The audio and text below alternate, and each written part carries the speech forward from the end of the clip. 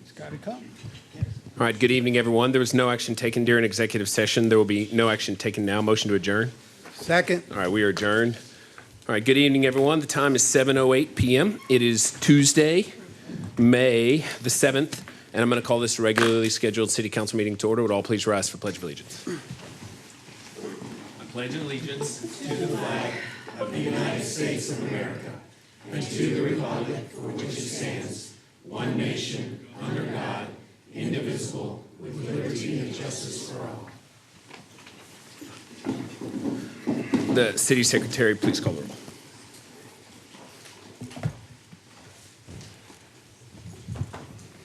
Mitchell, Here. Rizzo, Present. Heiser, Here. Zuniga, Present. Harris, Here. Parsley, Here. Tobias. Present. All right, all members are present. We have a quorum. Next up is approval of minutes. Mayor, I'd like to go ahead and make a motion to approve the minutes for the April 16th special meeting and the regular meeting for the same day, 2024. Second. All right, motion by Councilmember Tobias, seconded by Councilmember Parsley, that we approve the minutes. Is there discussion on the motion?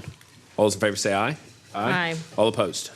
All right, motion carries 7-0. Next up is citizen comments period. At this time, we ask anyone in the audience who wishes to come forward and speak on any item to please do so. We ask that you limit your comments to 3 minutes and that you direct those comments to the mayor and council. We also ask that you fill out a public comments form and submit that to either myself or the city secretary. First up is Alicia Hill. Hello. Hi, my name's Alicia Hill, and I've been a Kyle resident for 14 years. I'm not only a Kyle resident, but a local realtor. In addition to selling homes, I sell the benefits of living in our community. Today, I'm highlighting the increasing traffic congestion and proposing logical solutions in hopes of improving the quality of life for us all. 5 days a week, I drive my son to school, which is 6 miles from my house. There's no bus service for Valor. The round trip takes 1 hour to go 12 miles. If there's a wreck, that's a minimum of 2 hours. I have seen very dangerous maneuvers from drivers frustrated at the traffic, some of which have resulted in car wrecks. Valor School and Windy Hill is a huge problem area. The new lights at Daisy Lane have increased congestion. Traveling west from Windy Hill onto Kyle Crossing, 2 lanes merge into one while people are turning right onto Vista Ridge warehouse area. A turning lane is badly needed there. A major intersection at Kohler's Crossing and Kyle Crossing is experiencing significant congestion due to the temporary lights that were there. There's no congestion there when the stop signs were there. A roundabout would be better served in that area to keep traffic flowing. Our residents spend an exorbitant amount of time in traffic, which takes away from the quality of life in our town. Consider implementing more roundabouts as an alternative to traffic lights to keep traffic flowing smoothly.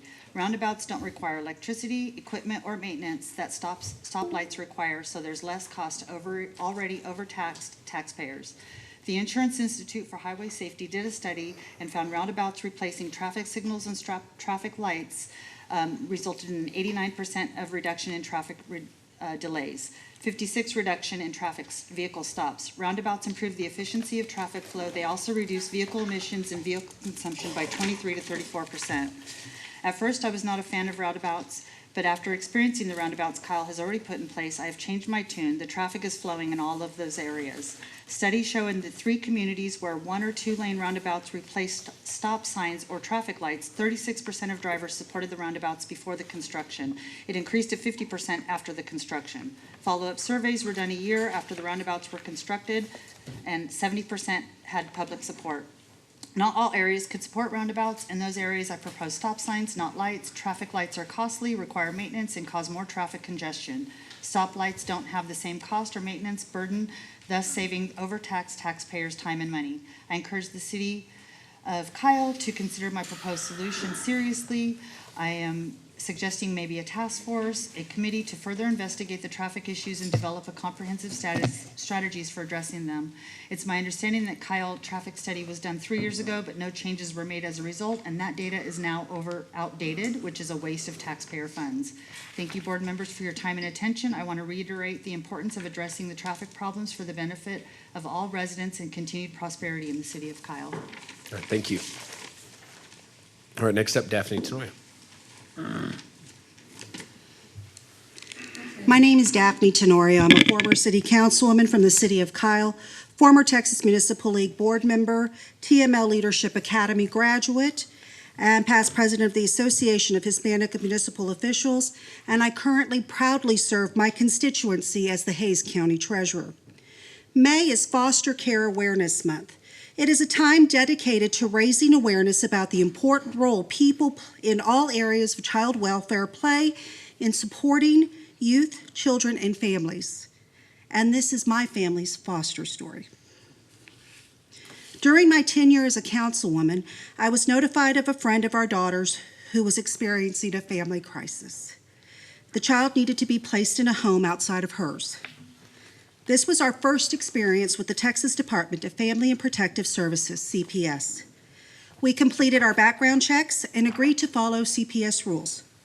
This was an informal placement, as CPS had limited supervision of this case. As is the goal with CPS, the child was reunited with her family. An informal placement does not require CPS licensing. About a year later, we were notified of a family member who was having a personal issue. We were asked if we would contact CPS and have the child stay with us. We agreed. We again completed our background checks and agreed to follow CPS rules. This placement was a formal placement with CPS known as a kinship placement. A kinship placement does not require CPS licensing. Eventually, the child was reunited with her family. A few months later, I was sitting with my husband, Willie, and I told him I wasn't done yet. I told him I wanted to continue offering soft landings for children in need, and he agreed. We began by contacting a CPA, a child placement agency, that had been referred to us by our kinship CPS case manager. We attended classes, completed another round of background checks, and fingerprinting. There are 4 levels of licensing. They are basic, moderate, specialized, and medical. And we were officially licensed as a basic level of care family, eventually being licensed as a specialized level of care family. And we waited. So you don't automatically receive a child just because you're licensed. Here was our experience. Your CPA, your child placement agency, has a placement director. Your director contacts you when CPS puts out a call. The call has basic information about the child needing placement. You have the ability to decide if you would like your family's home study and history provided to CPS for consideration. We did this several times and hadn't been selected. One morning, I was eating breakfast with my bestie, and I told her, today's the day. Sure enough, at breakfast, I received a call about a 4-year-old little girl and a 5-year-old little boy sibling set. I was asked if I wanted to submit my family information, and of course I said yes. 5 years ago on April 9th, it was an early evening. My kitchen table had our child placement agency placement director sitting. Our living room had our CASA, which is a court-appointed special advocate, and an ad litem attorney who was assigned to the children. My best friend, who would eventually become my children's teacher, was there as well. My husband and I were very anxious. Suddenly, the doorbell rang. I opened the door to 2 littles who ran into the house, up the stairs, down the stairs, in the living room, in the kitchen, back up the stairs, down the stairs, all while Willie and I sat at the table with our CPS case manager and our CPA director, and we signed papers. To say it was a whirlwind would be an understatement.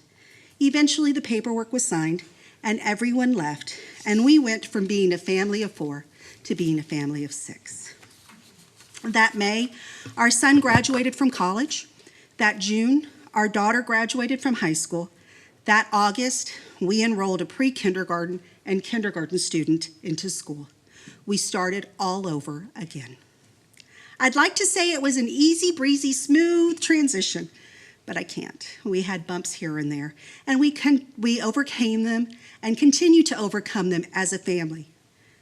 One day, Bella and I were watching a show, and she was laying in my lap. She looked at me, and she asked me, "Mama, what was it like having me in your tummy?" I wasn't quite sure how to answer that question. And I told her, "God put you in your mommy's tummy, and she put you in my heart. You grew in both places. He knew one day you were going to need to come to me and live with us one day. She was content with that answer. Why am I sharing this story? What's the purpose? My goal in sharing our story is a hope to inspire one family who has ever thought of fostering and offering a soft landing to a child to please do so. There are millions of children in the United States looking for that soft landing, looking to be shown love, looking to be given a chance to be a child. If that seed has been planted in your heart, you have the opportunity to provide a stable environment, help families through difficult times, support children in achieving positive outcomes, keep siblings together, and break the cycle of abuse. Children need love, they need warmth, they need affection, and they need to feel stable. I encourage you to listen to your heart. April 9th, we celebrated our 3-year familyversary. It was 3 years ago that our babies stole our last name. It's been 5 years since they've stolen our hearts. I'm going to leave you with one last story. I was sitting at our kitchen table doing paperwork, and Bella came up to me. She looked down at her feet, and she quietly said, "Mama?" And I said, "Yes, baby." She said, "Do you remember the first day I got here with the lady, and there were lots of people here?" I said, "Yes, baby, I remember." She got very quiet. She began to shuffle her feet, and she said, "Mama, I was scared." I picked up her head and I looked at her beautiful face, and I said to her, "So was I." Thank you for your time. Thank you.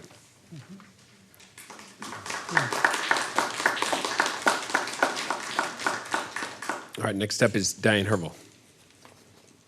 I was just yielding my time to her. Okay, that worked out. All right, next up, Alfred Zambrano.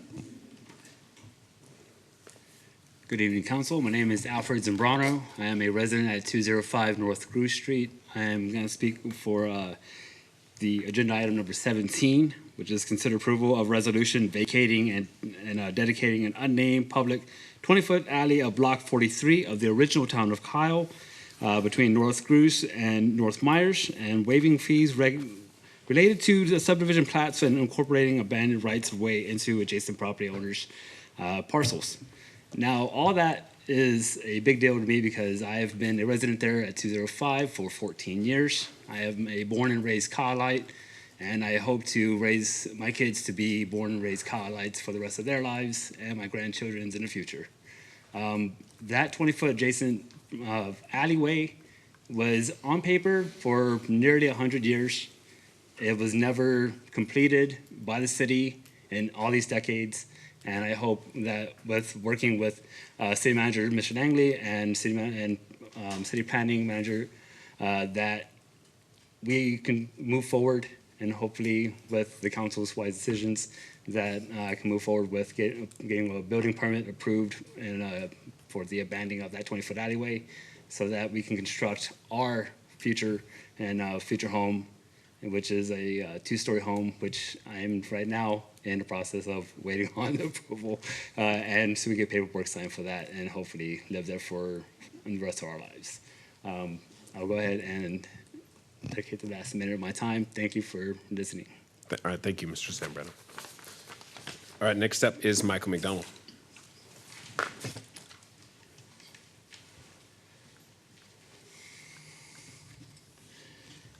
Last month, I again came before the City Council asking for a response to my original letter dated March 18th, almost 2 months ago. That was sent to each council member and city manager regarding an experience I had while voicing my opinion at the March 7th council meeting. To date, I have yet to hear from Mayor Travis Mitchell, Council Member Glenn Heiser, and Council Member Laura Lee Harris. To those members of council that responded to my letter, I thank you. I appreciate your time. Please know that I am not addressing you with the following comments. Mayor Mitchell, you reached out to my wife almost a month ago and told her you meet with residents every day and would meet with her. You said you'd respond if she contacted you. My wife asked that you reach out to me, as I was the one who requested a meeting with you. To date, I have not received any contact from you. Please show accountability as the face of leadership of our city. The lack of response to my letter by some members of council proved my point. They believe that they are privileged in their behavior and are not accountable for their actions to the citizens of Kyle. I took the time and wrote that letter almost 2 months ago, requesting a meeting with the mayor, yet still no response. Some of the council are out of touch with reality and think that they do not have to answer to anyone except themselves. Why is this? Sadly, these elected officials do not realize I am not the only one who has had my fill of this disrespect. I have had it with the arrogance, disregard, and self-serving attitude. It is time for you to understand that you answer to the city of Kyle taxpayers and not solely to yourselves. If you think that I'm the only one, guess again. I'm very upset with the condescending behavior which is on full display when facing citizens and/or council opposition. I have reached my limit. This is not how a public servant is supposed to act to those they represent. These actions and attitudes give public servants a bad name. I've been a public servant for over 40 years in various capacities as well as a military veteran. This behavior towards your constituents is not only unprofessional, but is also completely unacceptable. I and many others have had it. It is time to straighten up and treat people with respect and dignity they deserve from public service. Thank you. Thank you. Stephanie McDonald.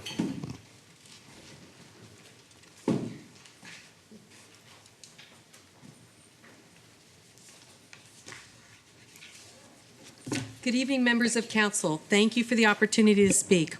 I come before the council tonight with concerns for my city. First, I'd like to say to those that are standing firm and doing right by our city, thank you. Please know that the following is not applicable to you, and I certainly don't want to lump the whole council together. I'd like to touch on mismanagement of city funds. I'm concerned that some members of council are so freely using their credit cards. I'd like an explanation from City Manager Brian Langley as to what the $500 a month stipend for each member of council is to be used for. The council spending must be reined in. The city credit cards need to be revoked, as does the $500 a month stipend. Council members should use their own credit cards for expenses and submit their expenses, the expenses they have that are eligible for reimbursement. Recently, I've heard of expenses such as juice boxes, medication, alcoholic beverages, etc., that have been wrongfully reimbursed. While these may be small expenses and seem trivial, the underlying problem is that this type of spending continues all the time, as does overspending such as one hotel night that cost almost $1,100. That cost as much as some citizens' mortgage payment for an entire month. And these are just the expenses we've been fortunate enough to have made public. My question is, what is being spent behind closed doors? Why would the city not go back to council member Coach to have him reimburse the city for over $11,000 in undocumented expenses? This is bad governance. The financial bleeding is not from your salary. It's on our dime, and it needs to stop. Insurance. The council voted in favor of going around the city charter, receiving the same insurance benefits as full-time city employees. They should have waited until next year when the compensation committee would review their benefits, as some of the council expressed. Many citizens spoke in opposition to this and were dismissed. The citizens do not want to fund this insurance when there are other avenues available, such as the marketplace, better known as the Affordable Care Act. When I asked some members if this had been considered by them, I was met with silence. When Council Member Tobias asked how you could go around the charter for 2 meetings in a row, no answer. Many residents struggle to make ends meet. The mayor said he was not able to pay his full insurance premium through the city prior to passing this amendment with what he received on the council. That is unbelievable, knowing the standard of living. It's dishonest. Also, to hear a council member say he's afraid to go to the doctor is unbelievable. You're trying to play on the citizens' emotions, and I want to thank the members of the council that voted against this unethical decision. Also, the city is out of water, By last August, we'd used up 85% of our water. I know there's a water plan coming forth. I believe it leaves us in a deficit till 2038. We have not had that water restriction lifted at all through the fall, winter, and spring months. Summer is coming again. And while this crisis is ongoing, we continue to build like crazy. It's time for a moratorium on building. I'm also asking every citizen to get involved to put our city back on track. Thank you for your time. All right, thank you. Those are all the comments forms that I have. Is there anyone else who wishes to come forward and speak? Keep it left, man.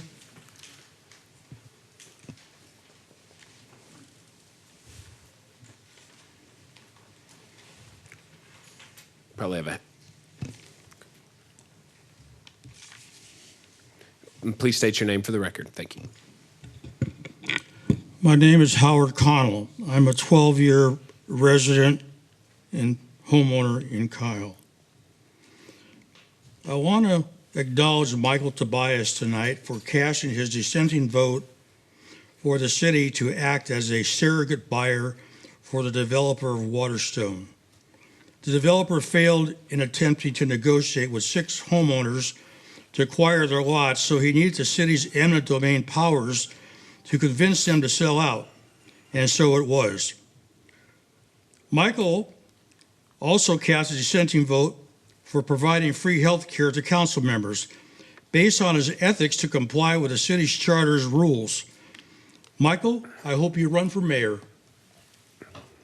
I also want to acknowledge Miguel for asking the mayor for an appraisal just prior to this motion to acquire the burned out lots here on Center Street for over $850,000 plus all costs.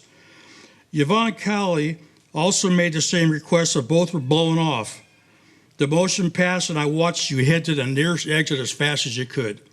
It was the last item on the agenda that night. I also want to acknowledge Ms. Parsley for casting her dissenting vote on the health care motion. She also struggled with the vote on setting the dollar figure available to buy out the Quail Ridge homeowners. She asked the dollar amount be an opening figure and not a hard number. She got blown off as usual by the usual rubber stampers. The rest of you folks, I think you got a long ways to go when it comes to ethics and treating us citizens in a fair and equitable way. You all think you're VIPs, you aren't. And by God, when it comes time to vote, I'm going to work against you. And it includes a city manager who's not making sure the finance department is doing his job. And I hope to God in 2 years, when this council changes seats, that those people are fired and replaced. All right. Is there anyone else who wishes to come forward and speak? Now's your chance. All right, seeing none, I'm going to close citizen comments period. It's now closed. All right, next up is reports and presentations. Agenda item number 2, proclamation recognizing Police Week. Councilmember Tobias. Thank you, Mayor.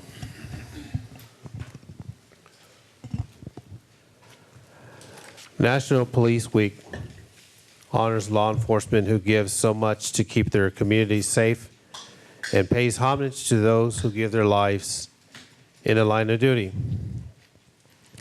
While doing my research the other night, I found out a total of 40 law enforcement officers have lost their lives so far in 2024 while on duty in the United States. 40, ladies and gentlemen. Think about this for a moment. Imagine responding to 911 calls desperate for help. An officer needing assistance over the radio, cruiser radio, for an active shooter. Or arriving and witnessing a major traffic fatality with young families involved. The unpredictable and sometimes tragic, chaotic circumstances these brave men and women are placed under can sometimes take its toll. America's law enforcement and first responders are also facing substantial mental health challenges and crisis as a result of the nature of their jobs. Mental stress, along with long hours, time away from family, including holidays, working unpredictable situations, including weather, can also take its toll. Some tragically have taken their own lives. Ladies and gentlemen, there are very few professions today where individuals sign up, put on a police uniform to uphold the peace while sacrificing their own lives, running and responding towards dangers, not from it, in order to protect the citizens and provide overall safety and security for their community. Some of these brave men and women do not make it home at the end of their shift. So to our Kyle Police Department, the brave men and women who proudly serve, who wear our city's uniform with pride and integrity, we as a city say thank you. Understand that you recognize your duty is to serve the people by safeguarding life, property, and individual freedoms and liberties, upholding the police and by protecting them against violence and disorder. Thank you for protecting the young, the old, and the innocent. And thank you for being great ambassadors to the public, supporting causes that mean so much to the community and you, such as your yearly Blue Santa programs and Citizens Police Academies and attending Neighborhood Watch events. So in closing, let us observe May 15th of 2024 in honor of our law enforcement agencies across our great nations and to those fallen officers who through their courageous deeds and who made the ultimate sacrifice in this service and community or have become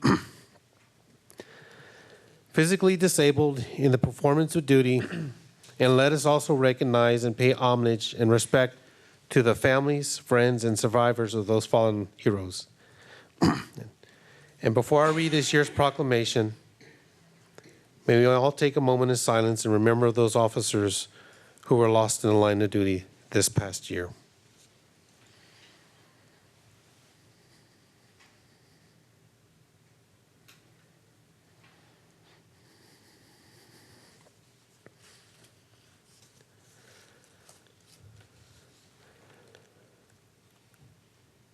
To recognize National Police Week 2024 and to honor the service and sacrifice of those law enforcement officers killed in the line of duty while protecting our communities and safeguarding our democracy. Where there are more than 800 law enforcement officers serving in communities across the United States, including the dedicated members of the Kyle Police Department.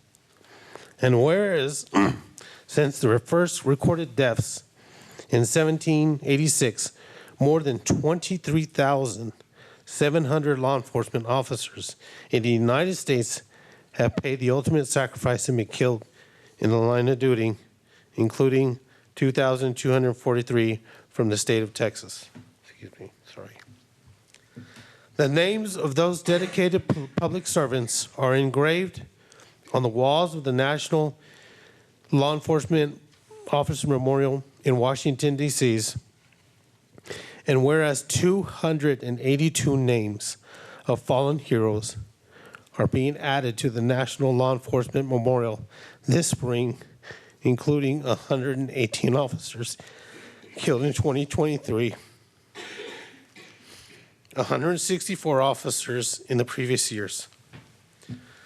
Whereas the service and sacrifice of all officers killed in the line of duty will be honored during the National Law Enforcement Officers Memorial Fund's 39th Candlelight Vigil on the evening of May 13th, 2024. Whereas the Candlelight Vigil is part of the National Police, which will be observed this year, May 13th. Whereas May 15th is designated as Peace Officers Memorial Day in the honor of fallen officers and their families, and the U.S. flags shall be flown half-staff. Therefore, it be resolved that I, Michael Tobias, City Council Member, District 6 of the City of Kyle, join the City Council and formally designate the week of May 12th through 18th, 2024 as National Police Week in Kyle, Texas, and publicly salute the service of the law enforcement officers in our community and communities across this nation. And I'm sorry if I broke down because being in law enforcement for 21 years, I have experienced some friends that have lost their lives. And it is a tough job, but it is a very rewarding career. And so I wanted to say thank you to all of you and appreciate your patience on me with this. Thank you.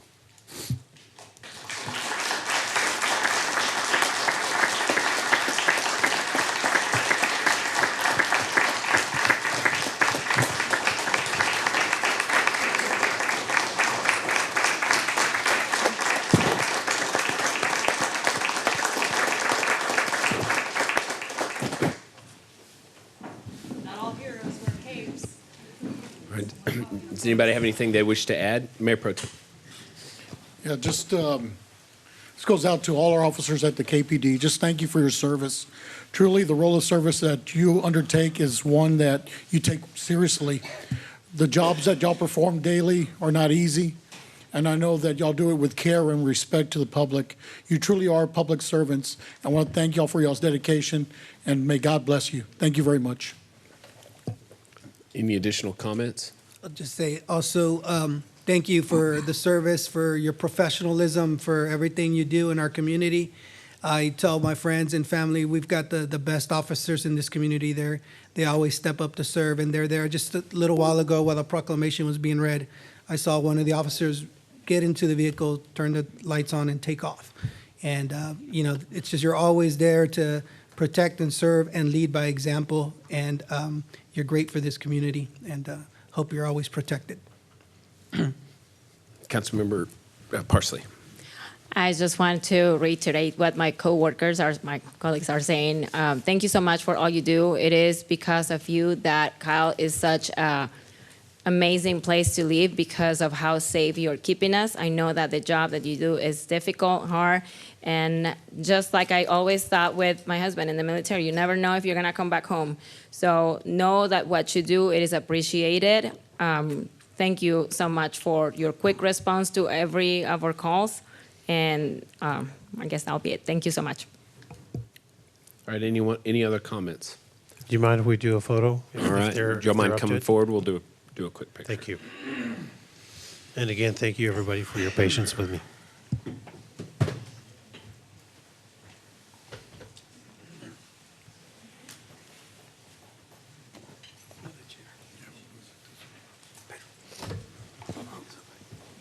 Thank you.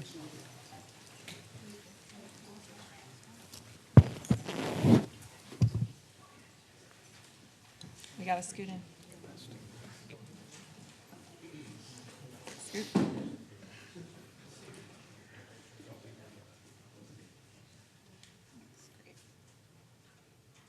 1, 2, 3. 1, 2, 3. You good? Yeah. Okay. Exactly.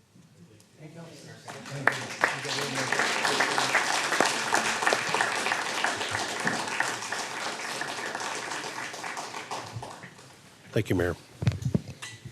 All right, next up, agenda item number 3, proclamation recognizing Air Quality Awareness Week. Mayor Pro Tem. Yeah, so Monday, May 6th and Tuesday, May 7th mark the first 2 days of Air Quality Awareness Week. Monday's theme is wildfire and smoke. A wildfire is any fire that occurs in an area where there is little to no human activity or development. These areas can include forests, shrublands, grasslands, and wetlands. While everyone can be impacted by the wildland fire smoke, healthy people are usually not at a major risk from wildland fire smoke. However, people with heart or lung diseases, older adults, children, and teenagers, and people who are more likely to be exposed are at increased risk of experiencing health effects. You can use these resources to prepare for and protect yourself for wildland fires. Wildland fires basics is going to be wearing a mask, staying indoors, making sure you protect yourself at all times. Tuesday's theme is the theme for asthma and your health. Did you know that May is Asthma Awareness Month as well? It is a great time to educate friends, family, and patients about asthma and promote awareness about the knowing your air can help control the serious respiratory diseases, and it is a great day to feature asthma education. During Air Quality Awareness Week, local efforts to reduce air pollution and reduce exposure to air pollution when it occurs can help improve and address asthma problems in two ways: reduction in short-term exposures to ozone, particulate matter, and other pollutants can help reduce asthma exacerbations and hospitalizations. Reduction in long-term exposures to PM can help reduce the development of asthma in children in the first place. So I urge you to learn more about your environment, and always remember on high ozone days, limit your car idling, making sure you don't run your lawnmower on that day. There's a lot of things we can do to help our environment on high ozone days. So with that being said, the City Council proclamation, whereas air quality can threaten our environment, economy, and the health of the residents of City of Kyle, and the children, older adults, people with lung disease, and people with heart disease, and particularly affected by poor air quality, which makes up about half of all the residents in Central Texas.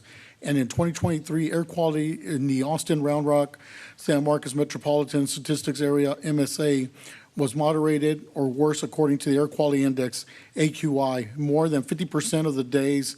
And in 2023, the Austin, Round Rock, San Marcos Metropolitan Statistically Area exceeded the federal 8-hour ozone standard, which increased the region's risk of being designated non-attainable. And in the Environmental Protection Agency, EPA, revised the annual fine particulate matter, PM, and the NAQS to 9 micrograms per cubic meter, which Travis County is currently exceeding and has exceeded over the past 2 decades. And whereas remaining in compliance with the NAAQS is important not only for the public health, but also for the region's economy and ability to conduct transportation planning, and the U.S. Environment Protection Agency has designated May 6th through the 10th, 2024 as National Air Quality Awareness Week. And the City of Kyle supports the efforts of Central Texas Clean Air Coalition and the U.S. Environment Protection Agency to promote air quality. Now, therefore, the City of Kyle does hereby proclaim May 6th through the 10th, 2024 as Air Quality Awareness Week in Kyle, Texas, and encourages residents and employees to take action to be air aware and educate themselves about local air quality by visiting Capcog Air Central Texas website and aircentraltexas.org, and by promoting air quality and air quality awareness within our community. With that being said, for the first time, Kyle has their own quality air monitor that was put into Lake Kyle last year, something that we're really proud of. We can monitor the air in our city, and recently I was nominated and voted on as chair for the Clean Air Coalition, CAPCOG, so I'm now the vice chair for that committee, and looking forward to serving the citizens of Kyle and the city of Kyle in that capacity. And just want to say thank y'all. Appreciate it. Thank you. Does anybody have any comments they'd like to add? Thank you, Rizzo. Thank you. Thank you, Mayor Pro Tem. As somebody who has asthma as well, it's great that you bring this forward to recognize our quality. Thank you. All right, next up is agenda item number 4, proclamation recognizing May 2024 as Mental Health Month. Councilmember Heiser. Thank you, Mayor. Much of my time serving on council has been spent trying to better understand the mental health landscape in Hays County, specifically in Kyle. Before calling up our wonderful mental health officers from KPD, I want to just take a moment to speak directly to those in our community who are struggling. Please consider giving yourself the space and grace to feel sad. Please know and never lose sight of the fact that you are not alone in hurting. If you need something, please consider saying something. There are so many people out there who care and who are working hard to bring more mental health resources to our city to make it easier for people to raise their hands, to take ownership of their struggle. A lot of you know and heard me talk about mental health and my own struggles and how important this is to me in this month, spending time this month trying to help foster more comfort with other people who are struggling. And I would like to ask everybody here, to look at people in your life who might be struggling and offer them some grace and some understanding when it comes to engaging. Because I feel like if we all took a minute to lead more with vulnerability, we'd be setting an example that we want to set in people feeling more comfortable around us. And with that, the Kyle Police Department has done an exceptional job with its mental health officers and has expanded its ability to serve the mental health needs of this community. And I would like to ask Officers Waters and Leathers to come up and speak a little bit to their experience working with our community, if that's okay.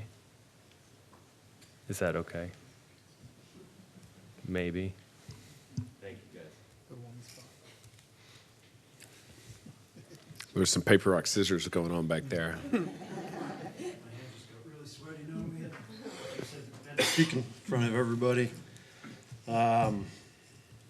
Thank you for proposing this and getting us up here. We huge believers in mental health and assisting those in need. We love what we do, and I don't think enough people in the community even know that we're here to help and spread the word, please, because we enjoy helping people. We enjoy speaking with people, children, adults. It's such a pleasure. It's so rewarding to help those in need.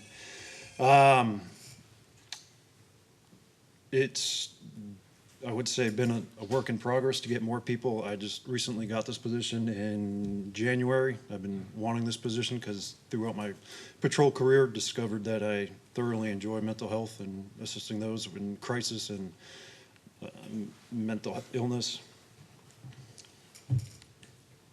What else were we supposed to say?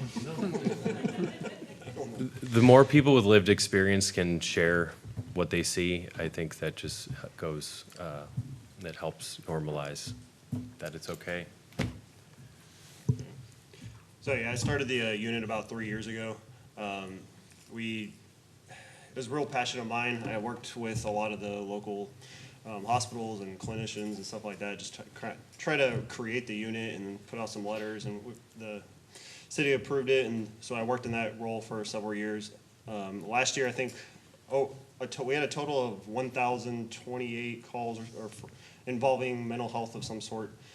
So the need is definitely there, and like I said, Officer Leathers was able to start with me in January this year. So we're growing, and the city's growing a lot. So like you said, a lot of people don't necessarily know we're here. So like you said, spread the word that we are here to help people. You know, we're not there to take people to jail, so it's not our role. So anyway, thank you for this opportunity. Can I make a comment? I just wanted to say thank you. I know I have seen you guys a couple of times around my neighborhood. You provided help and support to one of my friends when her dad passed away. So that was, I appreciate the willingness that you have to help everyone in Kyle. I think it's very important to, to provide these services to the citizens, and truly appreciate what you guys do for all of our residents when in need of help. Thank you. Picture? Is that what that is? You've been requested for a photo. Yeah. We put off some heat up here.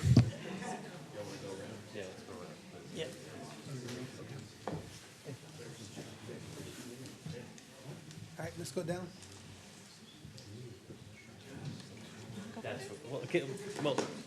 Well, that's living in my world.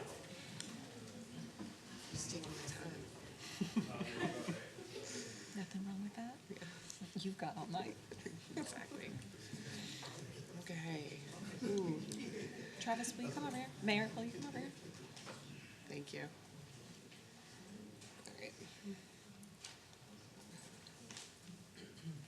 1, 2, 3. 1, 2, 3. 1, 2, 3. There you go. Thanks. And she got 20.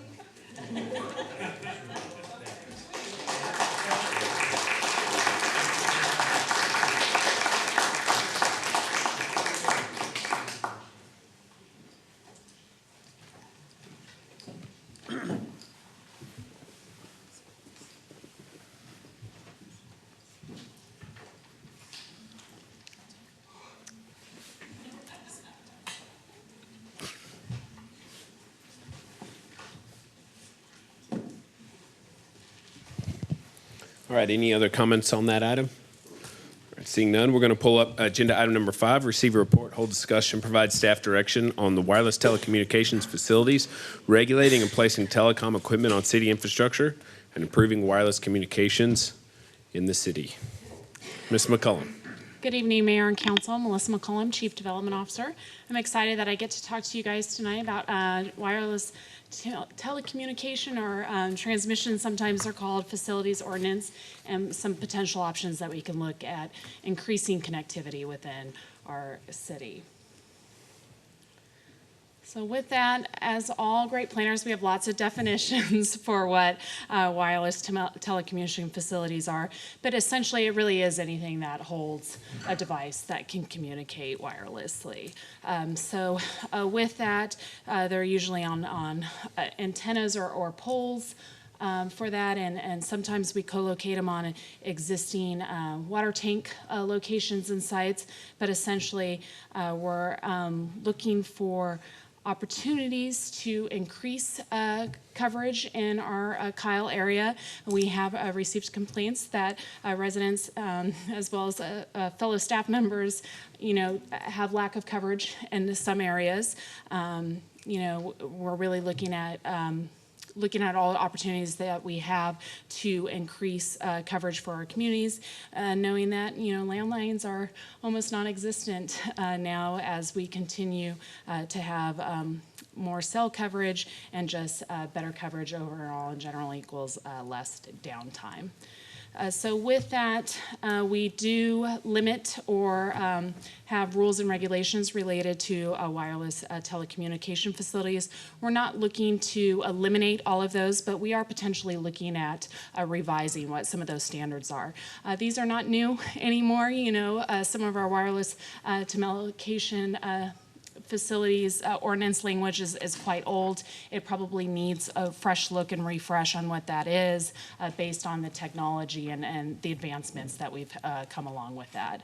So we regulate everything related to setbacks and heights of the structures, and so we're hoping with kind of a look at where these facilities and gaps are that we have, that we can come back and potentially do some changes to our ordinance to not only protect our current residents that are here, but also provide some additional options to make sure that we can have greater coverage within the city. So with that, this is kind of a map.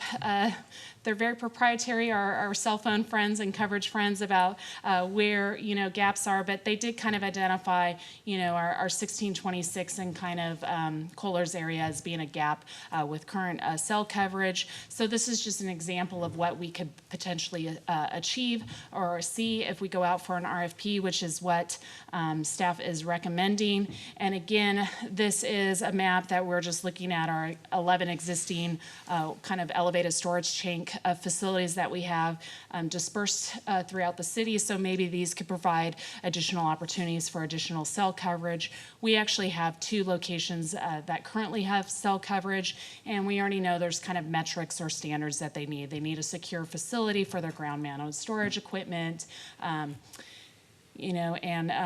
That usually one antenna supports up to kind of 4 users on the site. There's opportunities to expand that, but those are just general rules of thumb kind of for the wireless telecommunication facilities.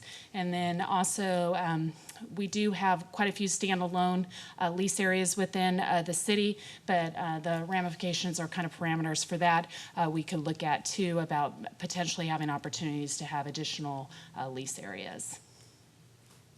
So when you look at what city-owned properties that we do have, this is just kind of a glimpse or a view of what parcels that we have in the city limits. And again, potentially this could provide opportunities for us to increase our telecommunications coverage.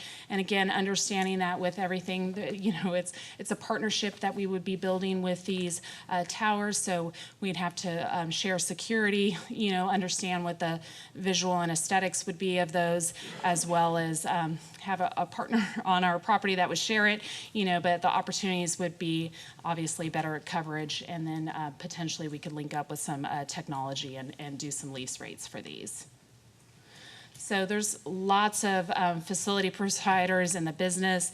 These are just some that have current, looks like registered antennas in the Kyle area, as well as people that have reached out for kind of cell coverage. So with that, I did a kind of a search for City of Kyle, actually used a City Hall facility here, and there's 37 towers, with 109 different antenna devices within the area. I think doing an RFP would help us analyze where potentially some of these existing tower facilities are, if there's additional co-location abilities or opportunities at these existing towers. And again, these are all antennas. So Union Pacific has a lot of wireless telecommunication stuff along the rail tracks, as well as a lot of different kind of providers. So it's just the ability, we're looking at the ability to kind of leverage some opportunities that we might have.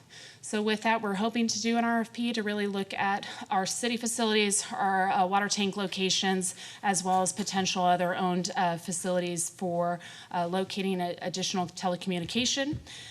Looking at our current contracts that we have with the two tower providers that we have, really kind of making sure that those are in line with good partnerships that we have, and then also looking at potentially updating our zoning ordinance to support these, with also the understanding that there still will be rules and regulations, but bringing those more in line with how they would work for us at the city. So with that, I'm hoping that you'll have some questions that I can answer, and really we can look at directing staff with the option one of really looking at opportunities, and then also looking at for potential future ordinance updates for that as well. All right. Questions or comments? Councilmember Parsley. I do have a couple, just two questions. So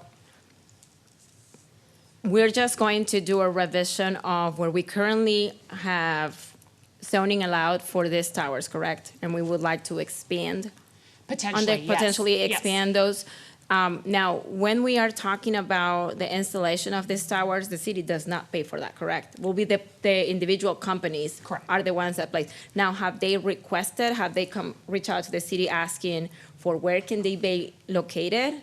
Yes, so we have had both. We've had some tower providers request standalone locations somewhere within our city, and the zoning doesn't always necessarily line up. And then we've actually had requests for seeing if they could team up on city owned properties or locations to put them as well. So it is a combination of both. All right, and do we have any current towers in any city-owned property? We do. We have two on current water tank locations. Okay, all right, that's what I was wondering. And then, so we don't put the antennas, they pay for that, and we do have to in the current, okay, thank you. Mayor Pro Tem. Yeah, I just want to say, I think this is great. I mean, there's a lot of times that I've been near the high school where we've got no reception, but even over by the HEB, there's no reception. I remember one day trying to get online and check out a review and while I was visiting a business there for lunch, and I just can't imagine how bad the service is in the city of Kyle. I mean, there's dead spaces all over. To do something like this would be great. I'd like to also emphasize that we've got new elevation tanks coming into the city. Make sure that we take those into consideration as well. And I think this would be awesome to get rid of those dead spots that we have in our city. And with that being said, I'd like to recommend that we approve option one for agenda item number 5. Mayor? All right, motion by Mayor Pro Tem, seconded by Councilmember Heiser, that we approve option number 1, directing staff to issue the RFP, standard agreement, and reviewing and updating our ordinance. Is there discussion on the motion? Councilmember Tobias. Just real quick, I think I've read at one time that when you have all the Wi-Fi, you have so much cross signals going on. I wonder if that also could be part of it too, because there's so many signals that are going around with just society itself. I wonder if that that's that part of the dead space, or where sometimes you go in one area and you get the spinning wheel, and then sometimes you don't on your phone. I wonder if, but then again, that's just. I will definitely ask. It's an interesting topic. I mean, as we all know, our area is growing so much, and as you bring in new people in and new technology, I mean, my watch is connected, my phone is connected, so every kind of Internet of Thing device that talks to those towers just multiplies kind of users, it's just Yes. interesting how that works. True. Additional comments? Increasing cell service has been one of my top priorities for a while. It's gotten worse. So part of what brought this all about was actually an excursion to Frisco. We were driving around in a bus with their Parks and Rec director, who was explaining how the city of Frisco was able to use their water towers to not only increase and boost service, but also draw revenues that offset property taxes. They said they drew $1 million a year on fees from cell tower providers it seemed like that was a smart move, being smart. So we're trying to come up with a way to not only boost service, but also generate revenue. And obviously there are a few towers that we want to be careful about, like one in particular, not making an aesthetic problem, not making it look worse. But it seemed to me that Frisco had put together a pretty good model for how to do that. They had a lot of design regulations around where they could go and how they would be maintained. So I think following that model would just be good for everyone. I don't see a downside. So I'd love to see us pursue that. And in that vein, do you have a sense of timeline for, we're going to issue the RFP, then the RFP's coming back, then we're going to negotiate, and we think that best case scenario, we're going to start seeing increased cell service and revenue for the city? $1 million question. Literally, I think the RFP process will take a couple of months. I think, obviously, depending on the response you get, there's some.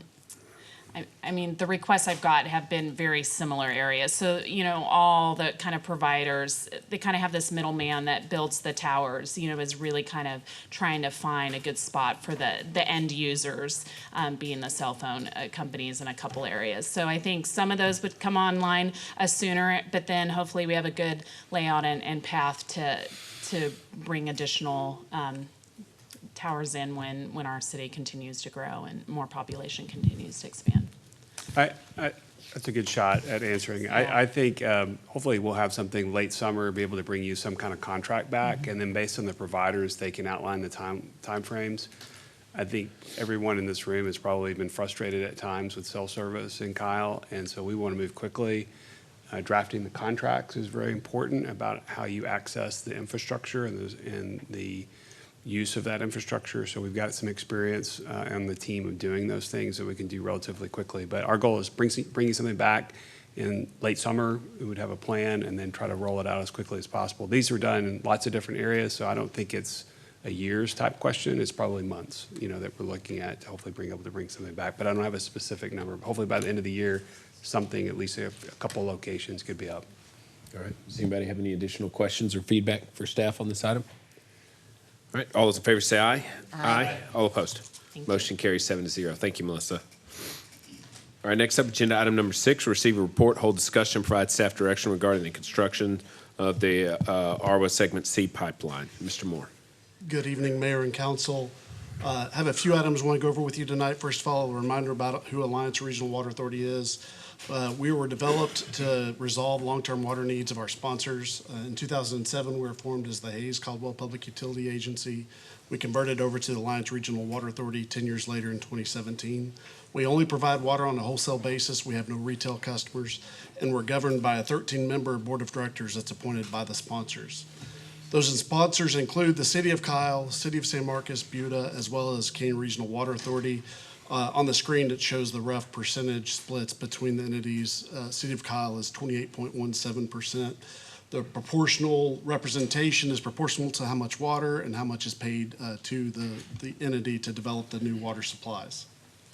So tonight specifically, I'm here to give you an update on construction of what we call our Segment C project. On the screen in green is the Segment C pipeline that starts at the south end of Maxwell and then goes through multiple areas of the City of Kyle, which is shown there in purple, including delivery points to at the 1626 booster pump station, as well as the new Waterstone development that's underway. So that contract was awarded by our board earlier this year to McKee Utility Contractors. We issued the notice to proceed to that contractor for April 15th, so about 3 weeks ago. The project overall includes 16 miles of 30 to 42-inch pipeline, another 6 miles of 12 to 24-inch pipelines. We've got to cross under I-35 twice with the tunnels. We've got to cross under the Union Pacific Railroad in 3 different locations, so that's 3 additional tunnels. And then we have over 24 road crossings that are governed by TxDOT Hays County and the City of Kyle. So it's a large project, and you'll see lots of activity here moving forward over the next 18 months or so. So originally, the schedule for completion of the project, we had intended and required that the contractor basically be able to build the pipeline up to where the Waterstone development would be by mid-January of 2025, and then the rest of it by the end of October of 2025. We were able to successfully negotiate with the contractor to speed up that schedule significantly. And so for all of the pipelines, except what we call Line 2, which is there on the southwest corner, all of those pipelines will be built by the end of February 2025, including up to the 1626 pump station, which is a main artery right now for the City of Kyle.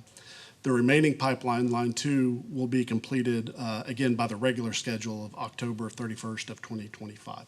So we're very excited to be able to accelerate the project to be able to bring the water online a little bit more quickly. In particular, you may already start to see some of the activities that are ongoing by the contractor. Line 3, which is kind of starts there in the middle and goes to the east. The contractor's already started on that effort, clearing easements and started installing pipeline. That is a 12-inch line, so that's the smaller pipeline. That material is readily available. They're able to get started a little bit more quickly on that. They are intending to clear easements over the entirety of the project and are moving quickly to do that. And then I wanted to point out one of the key aspects you'll start to see here very soon are some of the major tunnel areas where they've got to cross. I've highlighted the 4 here, starting at the south end, the Union Pacific Railroad in Maxwell, then moving up to number 2, which is the railroad, again, near Kohler's Crossing behind Austin Community College. And then the third crossing of I-35 near Kyle Crossing, just behind the Lowe's and Plum Creek in that area. And then finally, a combined 35 and UP-RR Railroad near Roland Lane on the south side. I want to point these out because the contractor's going to start digging these large tunnels, and then they will, or large shafts, and then they will connect the 2 shafts by tunnels. And so what you will see, and this is an example as we crossed SH 130 where this was done, on the bottom side of this photo, it's a 40-foot diameter shaft. And so they're going to start excavating these soon in the area. So you'll see a lot of activity when this is done. It'll be protected. Nobody will be able to have access to these sites so that we won't have accidents with people trying to get too close to it. But I want to make you aware there'll be significant ongoing effort here in the near future as they start those excavations for those shafts. And then ultimately here in the next, by later this fall timeframe, we expect to have 4 different pipe crews installing pipe all across the city. They're going to be hitting it in many different directions, trying to meet their schedule that they have. So the next steps, contractor is working on production of the larger diameter pipelines. That's for the 24 to 42-inch lines. They expect to start that installation of those lines in the summer, July, August timeframe is what they're currently outlining. They are continuing to update their schedule as they get a little bit more feedback on when those pipes are going to be ready and manufactured. And so my commitment to you is I'll come back here later this summer and give you more updates as we get a little bit firmer grasp as what that schedule is looking like. As we know, there's going to be lots of activity in the city, and we want to keep you abreast of our efforts as we continue forward. So with that, I'd be happy to take any questions. Councilmember Harris.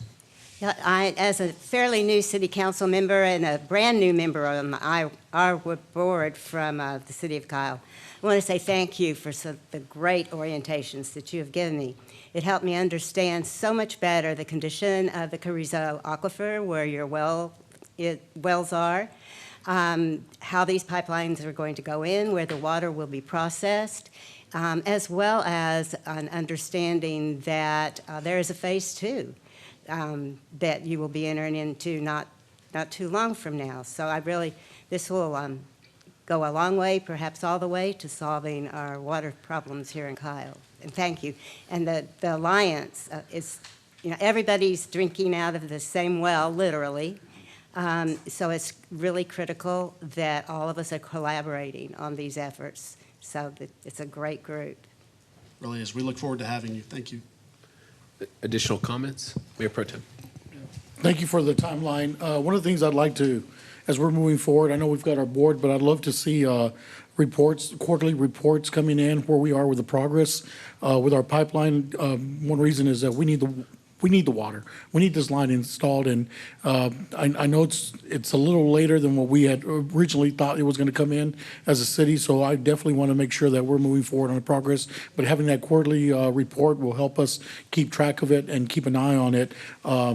You know, I love that there's parts of it that you're working on because you have the material, not waiting on material. So jumping over to another area and working on it, I'm really encouraged by that, you know, foresight doing that. So that's promising. But really, I want to make sure that we're moving exponentially on this pipeline and getting our water here to Kyle that we've been waiting on for a while. But thank you for all you do. Appreciate it. My pleasure. Councilmember Parsley. So I would appreciate, like Mayor Pro Tem Rizzo is talking about, having you guys to tell us where we are at the project. It's important. Also, any delays, so it doesn't get us by surprise if you guys are having any problems with like UPRR, or if there is any easements that you can acquire, stuff like that. And we are not left in the blank on like, where are we going with the water situation? So that would be a big deal. Also, if there is going to be any disruption in traffic, for good communication with the residents. I don't know that there will be because you guys are going to be tunneling, but just in case. Yes, ma'am, that's exactly right. We are tunneling under all of our roads, so there will not be any detours or anything that we need to enact for installation of the pipelines. Councilmember Tobias. Yes, is that something also with the timeline? Is that also something that our communications department can work on and say that, you know, in this area of town, get ready for this type of construction and so forth? And to basically update the residents. I've had some reach out to me and said, hey, they're digging up a big old hole. Could you tell us what that's about? Just to give them updates on that end.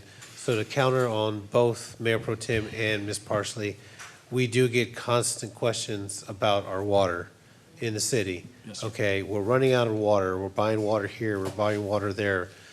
At least we can show that we're proactively trying to resolve these issues, and including quarterly updates, like what Mayor Pro Tem is saying, how we can get updates on that end, so that way we already know, hey, this is the next meeting, it's going to be coming forward. It happens every quarter, and you know, to stay tuned.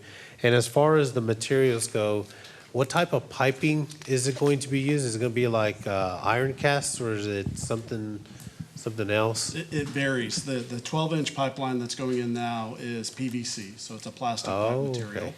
Okay. The larger pipelines are a concrete pipe with a steel inner liner on it. Okay. And so it's a strong material that is used commonly for water pipelines throughout the area. How is it those pipes done out here, especially in this region of Central Texas with all the bedrock? They do quite well. We have to make sure we get the bedding right underneath the pipeline. So we've got special materials that they put in that actually act as a support for those pipes, and they've got to compact that. And we have testing to confirm that they're getting the correct compaction on that to provide the structural integrity to support the pipelines. But it's fine. It's a little harder to dig in the rock out here, so it can take the contractors a little bit longer. But we provided that information in our bidding documents, so they are aware of when they get into the soils with the harder rock and that. So don't expect that'll be an issue either. I just go by my experience growing up on a ranch that, you know, through the years, you'll have a busted pipe somewhere and you see a little lagoon out in the middle of the field and you're wondering where that came from. We do have comprehensive inspection to make sure that the contractors are installing it per plan and spec, along with the material testing to try and head off any of those problems. Sounds good. Thank you. Thank you. So what's the depth of the pipe that's getting buried, and are you encountering any gas lines along the way? And Yes. also, what is the lifetime of the pipes, as Councilmember Tobias was referring to, so that we don't have to redig and repair broken pipes in the future? So the pipeline, the 12-inch line is buried at least 4 feet deep. In many cases, it's deeper than that. The remaining pipelines are at least 5 feet deep, and again, many times they are deeper than that, just depending on what we're having to cross. There are a number of gas line crossings that we have, and so we're having to generally go underneath those pipelines and deal with that. And we've got the approvals from those different operating companies to take care of that. We've already installed about 55 miles of pipe with this overall program. And so while this is another significant effort, the challenge here is a little bit more of the development that is going on in the area and coordinating with that and the traffic versus some of the areas we've had in the other pipeline segments. But in terms of the straight construction, these are all standard routine things that we've been able to deal with successfully to get the rest of the system constructed. So the 5 foot is just a good depth that you don't hit it, but you don't have to go too deep to repair it. That's right. We wanted to make sure we were deep enough so that we were, unlikely to get hit Below the by frost. something. You also want to obviously stay deep enough so that if we hit a particularly cold snap, we're not going to have a problem with the freezing of the line. But there's still, could be road contractors that occasionally, may have a problem and hit a line. And so that's something we'll just have to deal with on an ongoing basis, as with any utility system. So over coming from Uland, I'm seeing the black pipe, 16-inch pipe. Is that part of the ARWA coming? No, I believe that is County Line Special Utility District's Okay, pipeline that they are putting in. they're digging something deep too, very Yes, large sir. pipe. I've seen that pipeline. That is not ours. I believe that is County Line Special Utility District's project. Okay. Thank you for the update. I think I appreciate seeing this. My pleasure. Councilmember Heiser. I just wanted to get clarification. Michael, when you were talking about updates? When you were talking about updates before, are you similar to what Rachel does with construction and traffic flow? Okay, I just want to make sure. Yeah, we can provide those maps of anticipated. We give monthly updates to our board, and so we can translate that over for this particular segment that focuses on here's the anticipated interruption, the upcoming or the areas where they'll be active, and that way that could be transferred over to the C's website, wherever you want to broadcast that information. Be construction starting next week, and this is what's going on. You'll see the pipes starting to be delivered. Exactly. That'll be, Or big trucks in the area. Brian, is that something that you guys can handle and could commit to?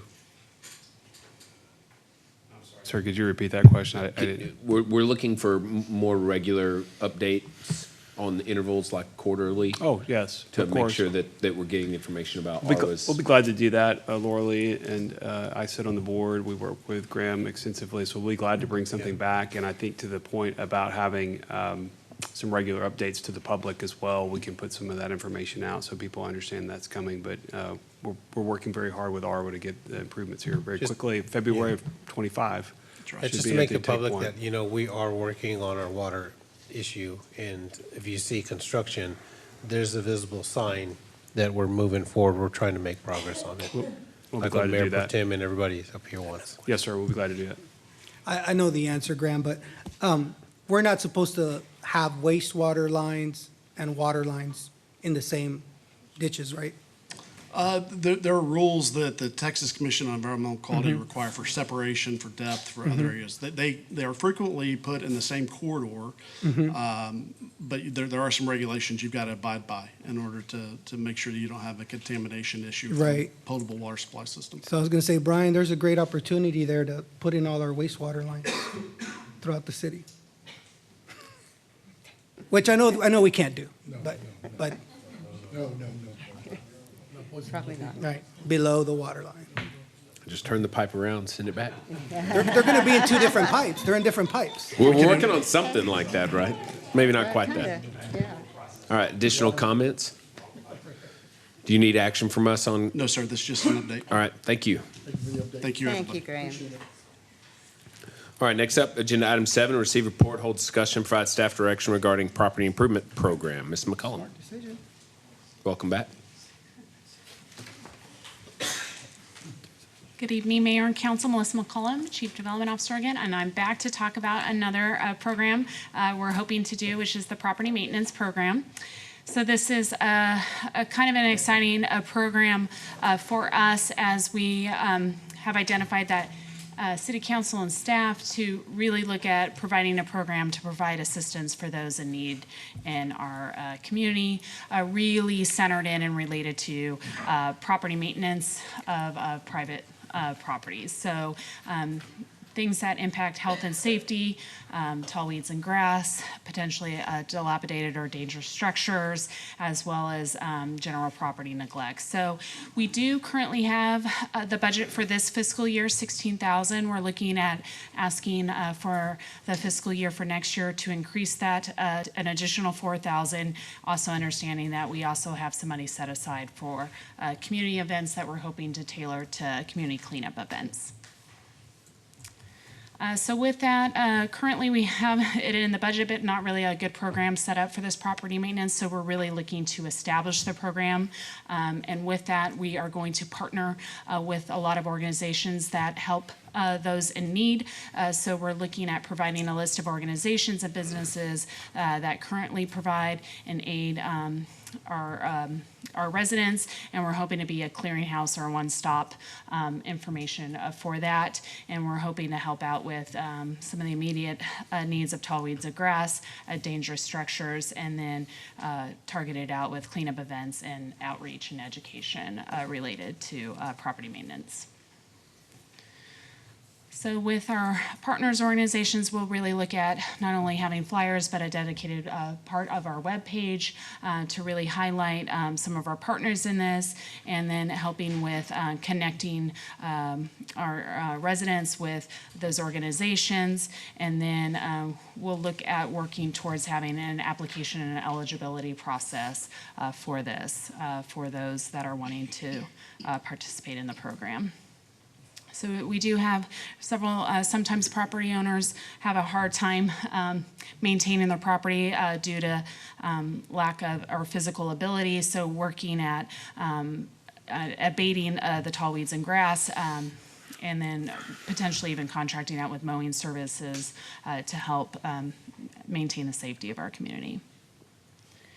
And then hazardous structures is another thing. There's quite a few structures that code enforcement has identified. Luckily, these structures are vacant, but really looking at how we can either board up or actually take down some of these dilapidated structures to make sure that they're not a nuisance for safety, but as well as overall safety within our community. And then we're also looking at doing kind of the tertiary or the neighborhood cleanup events, really kind of targeting potential areas with high concentrations of illegal dumping or trash and debris. We do have a TDS, our contract provider, that does, in our contract we have some normal kind of bulky pickup, helping educate, residents on what those are, and then maybe even helping them call those bulky pickups in if needed, as well as utilizing some of our contract dumpsters, for a cleanup event and activities that we could do. And then we're hoping to also round this out with education and outreach in our quarterly mailers, again, through our website, working with HOAs to help distribute this information as well. So there's lots of communication opportunities and tools that we can work on for this property maintenance program. And then our next steps are really to really kind of work out the specifics for the eligibility requirements for potential financial assistance in this, really working on our public education and outreach components, and then targeting potential neighborhood cleanup events on the best time for that, and then looking for additional budget funding in next fiscal year. With that, that's pretty much concludes my presentation as well. There's several options on this as well. Staff is hoping that you as council will support us with working on the next steps of implementing this program. All right, thank you, Melissa. Does anybody have any comments or feedback? Councilmember Heiser. Thank you, Mayor. And thank you, Melissa and Brian and staff, for putting together and working on this program. I think it's a huge value add to our ever-growing community. And I meet more and more people every week who share stories of having needs that aren't being met, and it's because they're not able to meet those needs themselves and need assistance. So I'm very thankful that this is in front of us, and I I like what I see here. I have some thoughts on budget, but I'll share them for right now. Or I'll save them for now and let some other folks weigh in with some feedback. Councilmember Parsley. Thank you. So I think you were touching on something that I had a question about, and it's like, who qualifies? What I don't want to see is people who just like wants to neglect their yards and say, I'm just gonna wait for somebody from the city to get tired of seeing my tall grass and then come and mow it for us. So I do wanna make sure that we are looking into that. The other thing is, I do know of a couple of organizations that like to help the city and do cleanups, to include a couple of churches. Yeah. There are volunteers even for schools that are eager to clean up parks or volunteer with the city. So maybe establishing that, organization roster to see who would like to help would be good. Yep. But the one thing I do not want to see is this getting abused. I agree. Mayor Pro Tem. It's funny that you've got it's funny that you've got the picture of this house on here, and the reason why is that this homeowner reached out to me last week, trying to get this house cleared. Unfortunately, they're financially challenged a little bit. They've been longtime residents of Kyle, and they're trying to get it out of the way. I did reach out to the fire department, because I know back in the day, fire department had this program where they'd come out and burn an old structure for you so they could do some training. Unfortunately, that's not allowed anymore. So the state definitely came back and said, nope, you're not doing that anymore, or it could have been OSHA or somebody. But anyway, this is something that I think that we really need to take in consideration, because we do have residents out there that have been here a long time, or even if they've been here a short time, that can't, they've already been impacted by a fire. And now, what can we do to help them, to, move the structure out of there? It's something that, there is a fine line on it, because are they going to economically get, raised up or something, right? But I don't think this is somebody that's looking to move. They're just having a hard time getting the structure out of there because of the economic challenges they are going through right now. So I definitely think that this program is something we can really look at and figure out guidelines as well. But the other thing is on the dumping, I think some of our issues as well with the dumping is that as a city, we haven't done a great job of promoting what we already have, and that's our monthly trash disposal at TDS for free.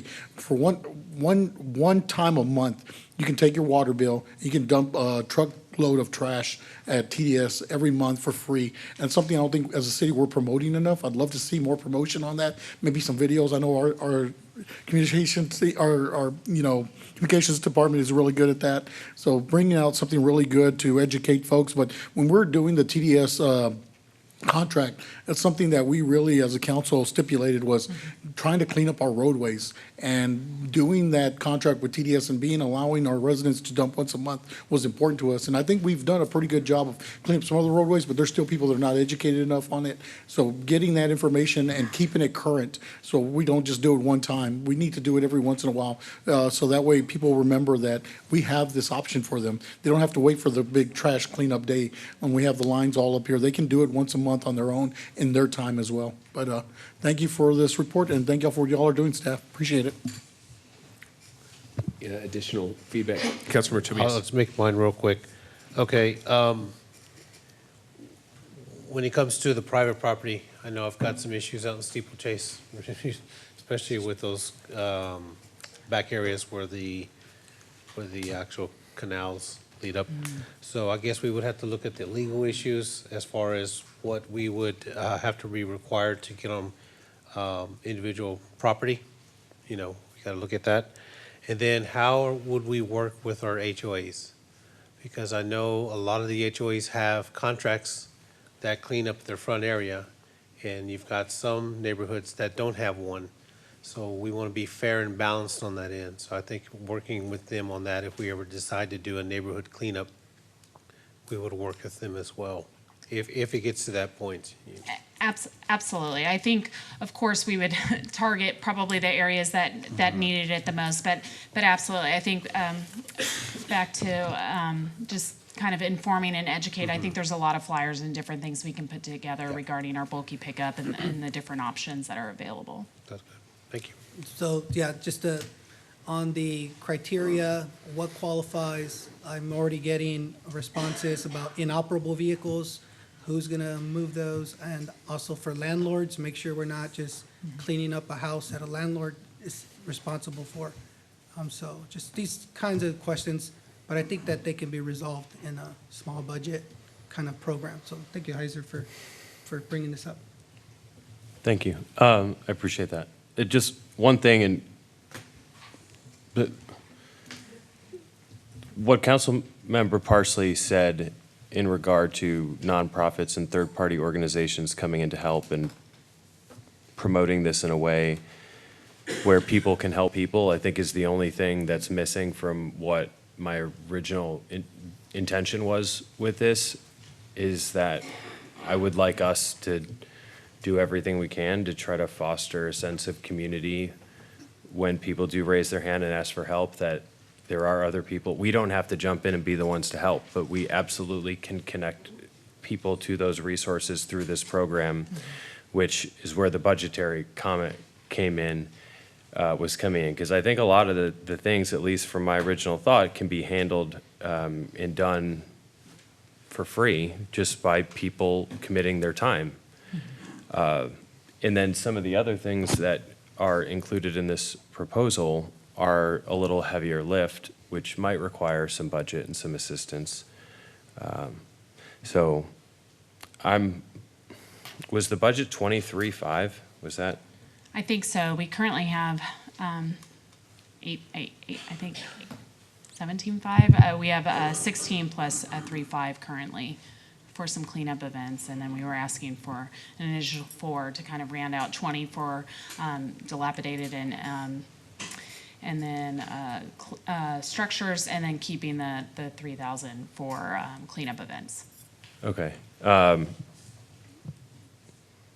I'd like to suggest we bump it to 25. Like Okay. 23.5 is just an odd number, and maybe there's a reason behind it, but I'm like, is there some sort of cost that I don't know about that costs $500? So with that, well, does anyone have anything else to share? Any other thoughts? No? Okay. With that, Mayor, I'd like to make a motion to direct staff to implement the program with amendments, and that amendment be that we increase the budget for the 24-25 fiscal year to $25,000. Second. All right, motion by Councilmember Heiser, seconded by the Mayor Pro Tem, that we increase the budget for this program to $25,000 even. Is there discussion on that motion? All those in favor say aye. Aye.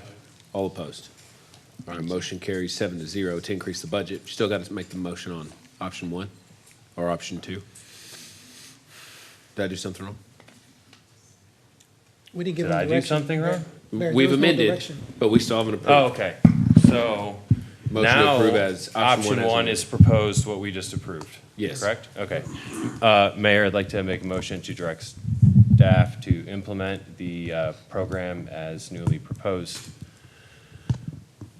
Second. All right, motion by Councilmember Heiser, seconded by Councilmember Zuniga, that we direct staff to proceed with option number 1 as amended to $25,000. Is there discussion on the motion? So we're amending the budget instead of 15 to 25 for the whole year. From 23,500 up $1,500 to 25,000. That's a recommendation for the next year's budget, so It's not that's a the budget amount that amendment. she'll put into the next year's budget. Okay, and then have we ever implemented this before? No, correct? This is No, a Brand new. it's been a new thing. program. Okay, I see what you're saying. You're saying, let's go ahead and throw the dollar out there. But we don't even know. We don't know if this program's gonna work. If I could, Mayor and Council, it's simply a starting point for us as a new program, and what we'd like to do is evaluate the overall effectiveness of the program and the funding, and then if we need more funding to accomplish all the goals or less, we're going to come back to you and talk about that at a later time. But these are some dollars that we had identified in the current budget to get us started with it, and then as we move forward, we can certainly modify that as we go as needed. But I think as we just said, it's a new program, so we're not quite sure exactly how much is needed, honestly. Okay. so how many requests have we ever gotten? I'm just curious to do this in the past. we've had some interest, but I think since we don't have a program established, like it just didn't go anywhere with traction. So I think we're hoping with this program, really identifying and getting partners, and then really kind of having a full program to offer.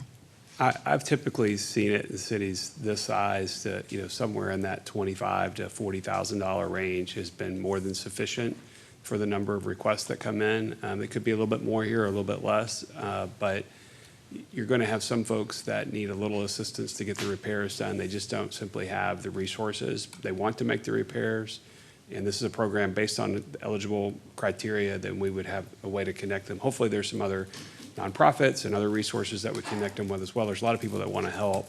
Just trying to put a little bit of precision to that. So once we have established who qualifies for the program, is this going to come back to us? Certainly hope not. We can bring the criteria for establishment of the program to you if you would like to see it, but I think otherwise we wouldn't bring each individual case for approval before council now. The best way to do it I'm is have just- you adopt the program guidelines, and then once the guidelines are established, then the program runs, and then periodically we can come back and bring you updates of how effective it is, if we need to make modifications, things like that.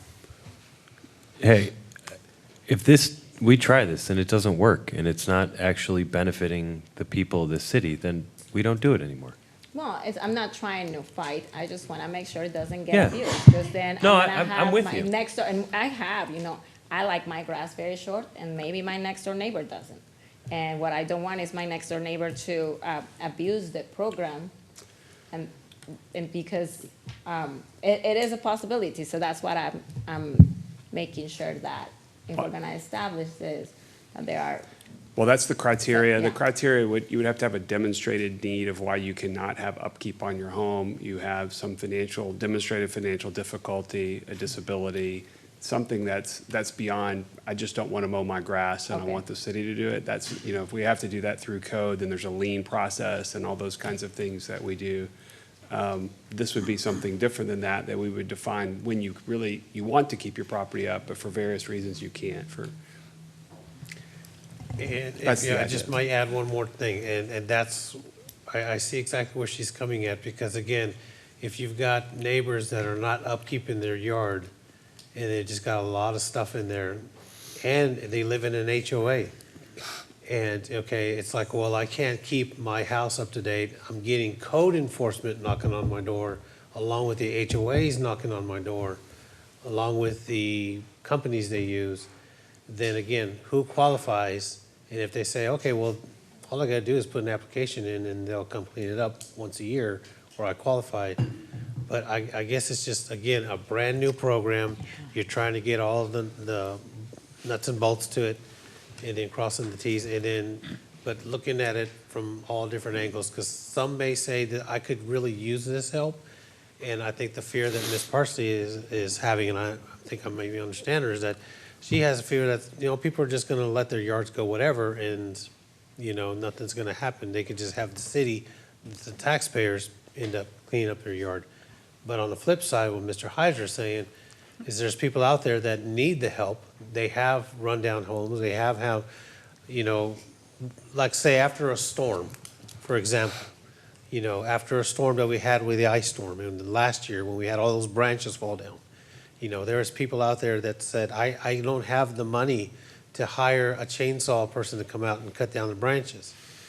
Is this something that can qualify for that? Is this kind of a program that could line up in that?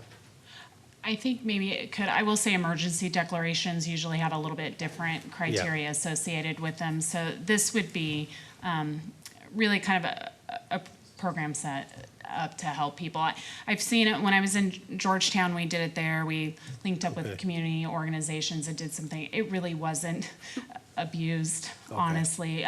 People, sadly, I think code enforcement is usually kind of the first identifier of what some of these projects are, and then they're just, things got out of hand and out of their control to be able to maintain and upkeep. So we were able to provide some assistance with linking them up with organizations to provide a hand. So this is also not only just provide for the home, but for the actual neighborhoods themselves. let's say if they've got high grass or just areas? I will say, I don't think we were looking at doing this to property maintenance program to maintain HOA lots or anything along those lines. This was truly kind of for individual property owner Okay. basis Case for by those case. in need that are having a hard time with slight home repairs or something else. So no, it was not set up a larger HOA wide. Okay, thank you. All right, any additional comments? All those in favor say aye. Aye. All opposed? All right, motion carries 7-0. Thank you, Melissa. All right, we're, Baby steps, guys, baby steps. let's do a 7-minute break before we get into the consent and regular. So but I'm going to try to gavel back in at 10 till. So please try to keep that in mind.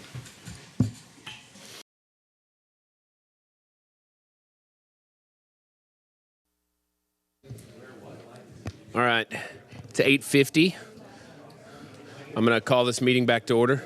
Finish chewing your food. All right.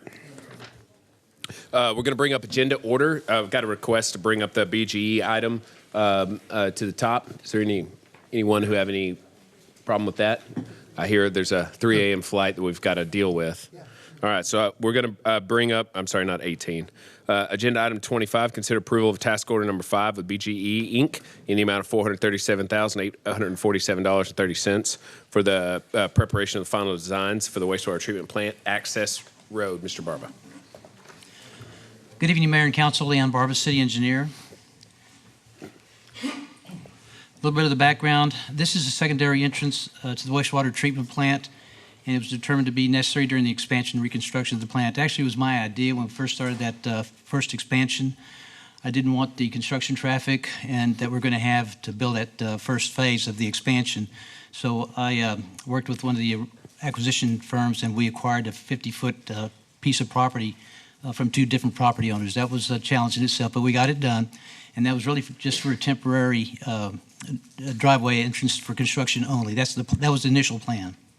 It was utilized by the construction crews, and they did leave it in a pretty good mess. But today it's still used by trucks and trailers hauling off trash and sludge. As you can tell, it's not in very good condition. It's unsurfaced and it's narrow. All traffic's required to use the access road to enter the plant. Just to give you a little bit more history, we initially thought about paving this road when we actually started the project for that first phase of expansion. And the cost was roughly a little over $1 million. And as we moved through the project to try to get it built and looked at the scope of the project, the cost kept going up and up on the treatment plant. Initially, 11 to 12 million is what we thought, and as time went on, we were up around 30 million. We did have an engineer come in at about 90% plans and did a value engineering to say, what could we cut, what could we reduce so that we didn't have to spend so much money on that plant expansion. So one of the first things that went was the road, of course. At that point, we said, okay, we'll let the contractor figure that out. They'll do what they have to be able to use that road. The plan today is to reconstruct the access road to accommodate 2 lanes of traffic. We're going to build it to about a 20-year service life. We're going to use TxDOT's standard pavement design. We're expecting the cost to be about $4 million. It's about 2,600 feet of road. This is just preliminary analysis, and as we get into the detail of the design, we'll get you a better number, hopefully lower. The design cost, this is full design. This is everything, including bid phase services. Typically, as you'll know, that I do a preliminary engineering report. In this case, we're taking it all the way to the end of the project. So we know the scope. It's very clear what we need to do out there. So this will include all the services that we need from the engineer. And you have 2 options. One is to approve the task order to BGE in the amount specified there, or to do not approve the task order. And option 1 is what we're recommending. All right, make a motion to approve option 1. Second. All right, motion by Mayor, second by Mayor Pro Tem that we approve option 1. Is there discussion on the motion? Yeah, just real quick, I just want to say, the last time we were at the Laura Lee, Councilmember Harris and I were at the wastewater plant, we saw the need for this road, so it's really dire that we construct this. We actually went through some of the mud. We had the 4-wheel drive through some of the areas. So it was fun, I'm not going to lie, but definitely don't want our equipment going through that every day. So I'm glad that you did your due diligence on this, Leon. I just want to commend you on having the foresight on this. So thank you very much, sir.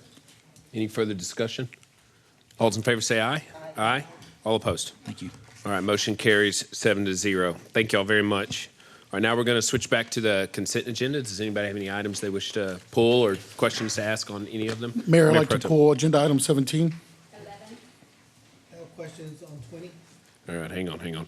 Rizzo's 17, DP is 11. So D 11 and 9. All right, Mayor. And then you said 20, Just questions on 20. Zuniga, and we need to pull number 19 as well. We need to postpone that one for a next item. All right.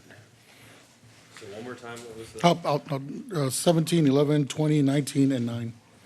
So yeah, we're looking at 10, 12 through 16, and 18. Yeah. Mayor, I'd like to make a motion to approve agenda items 9 through 20 excluding 17, 9, 11, 20, and 19. All right, motion by Mayor Pro Tem, seconded by Councilmember Parsley, that we approve agenda items 10, 12, 13, 14, 15, 16, and 18. Is there discussion on that motion? All those in favor say aye. Aye. Aye. All opposed? All right, motion carries 7-0. Next up, agenda item number 9, consider approval of a resolution authorizing an ILA with Hayes County for installation of a sidewalk at Veterans Drive and Silverado. Councilmember Parsley. Okay, so this is just a comment. When I was going through the presentation, I just couldn't believe the price of the materials for sidewalks. How can we work to make this happen like everywhere? That we were able to design sidewalks that are just $2,000 for a small space. Leon Barber, City Engineer, Council. It is just too cheap. Well, the thing is that this does not include the labor that the Public Works Department is going to provide. There's a labor cost, there's equipment cost that's involved, but it's not being charged to this project. The only thing we're going to be paying for is the materials and for the concrete and the steel. That's Okay. So if you take 240 feet and it's about 15 yards of concrete, $100 a yard, I was given an estimate of $1,700 from Public Works. I just rounded it up to $2,000. Okay, So but you still have to do the design. The design's roughly $20,000. You also have to prepare meets and bounds and a survey that we have to give to the county for them to approve our request. But yeah, it's pretty low price, but that's the cost of materials only. okay, I was just wondering if there was anything that we could implement to have a sidewalk program. I think that Councilmember Zuniga has talked about it. Seeing the price of the sidewalks, just the materials, I understand. It was really shocking. So I just needed to make a comment. I couldn't believe what I was reading. So with that, I would like to make a motion to approve item 9. Second. All right, motion by Councilmember Parsley, seconded by Councilmember Harris, that we approve agenda item number 9. Is there discussion on the motion? All those in favor say aye. Aye. Aye. All opposed? All right, motion carries 7-0. Next up, agenda item 11, consider approval of a contract with Friese Associates in the amount of $78,700 for 30% design at Four Oaks Subdivision and Sledge Street culvert improvement. This is Mr. Barber as well. Ms. Parsley, you pulled it. Okay, and so for this one, and I know that I sent Leon an email already about it. I know that we are using Friese because they previously had a proposal for this improvements, but I feel like they are overworked. I wish that they could move a little bit faster with our road bond, and I would like to give Friese a little bit less of what we're giving currently to see if we can allow for other engineering firms to do some work with the city. I know they are a part of the pool of engineers that we're using, but since they have gotten our road bond, I would like to see maybe getting them a little bit pulled back for everything else. Council member, back in 21, they did a preliminary engineering report. It was a very detailed preliminary report. I asked them to look at that basin in that particular area all the way up to, which includes, that basin actually starts around hometown Kyle. But it goes through Scott Street, Sledge Street, and eventually it hits the railroad tracks, and that's where we have a kind of a bottleneck. So I asked them to do a complete study of that area using the Atlas 14 requirements, and so I got a complete study of that. They also analyzed the Four Oaks Subdivision. They also analyzed the channel that goes through that area. They also analyzed the culvert that we need to upgrade there on Scott Street. So they've done a lot of the homework already to make this project go faster. From what I understand, this is a different design team that's working on this. They're not working on the road bonds. It's a different team that's out of San Antonio, I believe. Okay, is there any, and just because I know we have used, even when there's a different design team, we have used Friese so much, then maybe there is a chance that we can add some other firms to the engineering pool. We do have a rotational And I know this list. is not the item, but I was wondering why we're using Friese again. And I would like to see maybe another firm to get the chance since they have gotten the bond. We do have a rotation list, and we do have 6 other firms that are listed on there. But typically, whenever I look at who's going to get one of our projects, I look to see if they've done work in the area or if they're familiar with that area. We have assigned projects to other engineers off a rotation list because I know they're there, they've got work, they've got all the information, their reference points, their surveys, they've got everything that they need to continue the project and give her a better price and get us a faster project. Okay, thank you. I would like to approve item 11. Second. Motion by Councilmember Parsley, second by the Mayor Pro Tem, that we approve agenda item 11. Is there discussion on the motion? All those in favor say aye. Aye. Aye. All opposed? All right, motion carries 7-0. Next up is agenda item 17, consider approval of a resolution vacating and dedicating unnamed public 20 feet alley in block 43 of the original town of Kyle between North Groos Street and North Meyer Street, waiving fees related to the plats and for incorporating abandoned rights of way into adjacent property owners' parcels. Ms. McCullough. Thank you, Mayor and Council. Melissa McCollum, Chief Development Officer. I can go through the presentation, or if you had specific questions, I can answer those. Mayor Pro Tem, go ahead. Yeah, it's my item I pulled, so just letting you know that I just want to give council a sense of history. So in my years on the council, one of the things I've noticed that in our historic downtown, there was a lot of paperwork that was missed back in the day, from plating to everything else. We've had to deal with several residents that have had plating issues. A lot of stuff back in the day was done on a handshake. And that kind of is tough, but that's the way it was done back then, you know what I mean? Didn't have the staff to follow up on a lot of the paperwork. This was when the city was still developing. And there was land that was given to family members later on. So there was a lot of issues that happened. Here's another example of that where a landowner was given permission to the city. There's some old paperwork that we have somebody that's a really good researcher that lives in our city, found some paperwork stating that this family was given the alleyway back, and they were able to build their home. So they built a home way back when Kyle was developing. And the house now encroaches in that alleyway. Now with the new property owners, they're trying to rebuild that home, make a good improvement to that area. And because we don't have the proper paperwork filed, there's a pre-existing home there. This is an alleyway that we don't need as a city. And my recommendation is that we allow this family, who's already done a lot of the design work, is ready to build and improve this area of our city that we're trying to do as, that we look at when we're looking at downtown improvements. This is a really good improvement. This is a family that's going to be here for generations, I believe, because they've been here already generations. And I think it's a worthwhile reason for us to, go with the original, give of the city of this alleyway and follow through. But one of the things I'm going to ask is that we approve, agenda item 1, option 1 for agenda item 17. And with that, I'd like to make a motion to approve. Second. All right, motion by Mayor Pro Tem, seconded by Councilmember Heiser, that we approve option 1 regarding item number 17. Is there discussion on the motion? Councilmember Tobias. These are a lot of issues that we're going to possibly continue to see as our city grows. There's a lot of jigsaw puzzles with our city, especially the downtown area. You're right, there's some things that were done by handshake. There are also things where a lot of these properties were passed down from family to family. So cousin had this part of the field, grandma had the back end of the house and all this other stuff. So I think that's where a lot of our legal and our documentation kind of gets a little array on. So I think by some of these things, like I said, this may not be the last, so we'll probably get a lot more. But I think what we're trying to do, and I think what Mayor Pro Tem is trying to do, is make sure we now make it official, make it all legal. So that way, in time, if the family does move years from now or passes on to another generation in their family, they have the proper paperwork when it comes to property taxes, city taxes, and so forth. And so it's just a matter of rebuilding from there. So with that, I support that as well. Thank you. Councilmember Zuniga. I support it as well, but I just want to be clear on what's going on.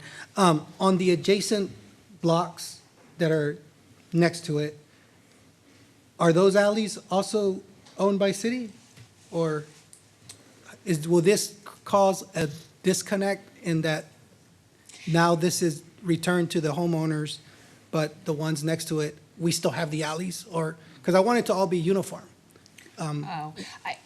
I will say we just looked at this block 43, so just zoomed in on this right now. That is something that staff can look at, whether or not there are alleys in other blocks, whether or not those are useful alleys in all situations. But this case is really just for this block 43 at this point in time. Right, I mean, I don't see the city building a road through there on this block and the block next to it. So I would just like to see them all kind of look the same in blocks and not, we still have this alley not taken care of on the block next to it. And down the road, we end up building a road in there, and now you have road, and then you don't have road. You're not going to build a road through somebody's house. No, There's no. a house right there in that alley. Oh, okay. You're not going to build a road through a house. I think the point's well taken. We need to look at probably all of the downtown area. What does that look like, right? Yes, sir.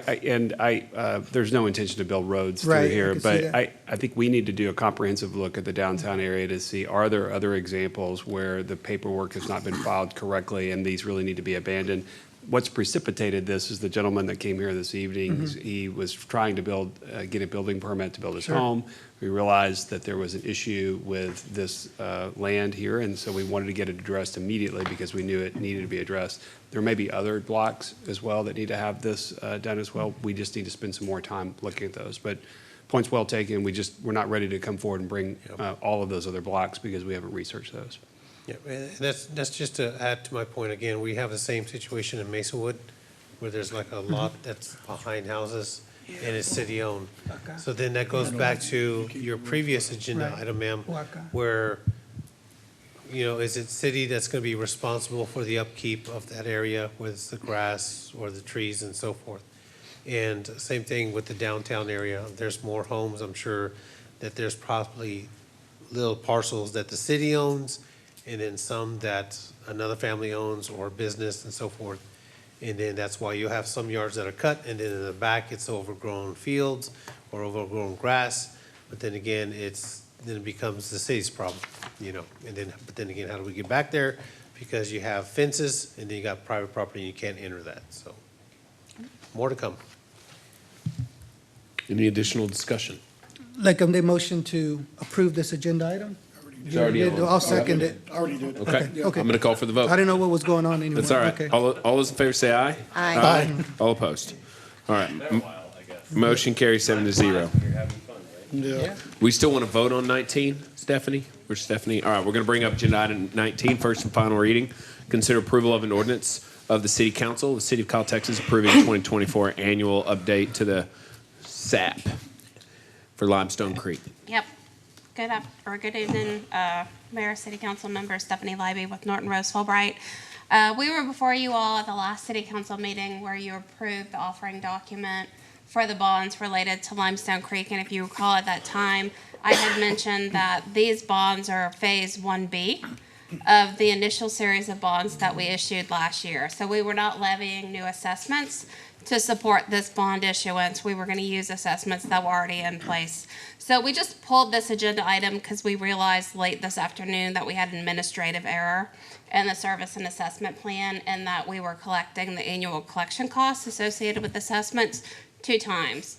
And so that error in the annual collection costs in the SAP has been updated. A new SAP has been provided to the city secretary, so that's with city records. But I just wanted to bring that to everyone's attention to let them know that, what was in backup did have that administrative error, but it's been fixed. And I'm happy to answer any questions that you guys have. So the motion you want is just to approve, acknowledging the administrative error has been resolved. Yeah, and to be clear, the administrative error is something that was built into the document when we priced the bonds today. It was not an error that has been carried over, because this was a service and assessment plan that's been previously approved by council. So this is just something that arose today in connection with the pricing of the bonds. We caught it, it's been fixed.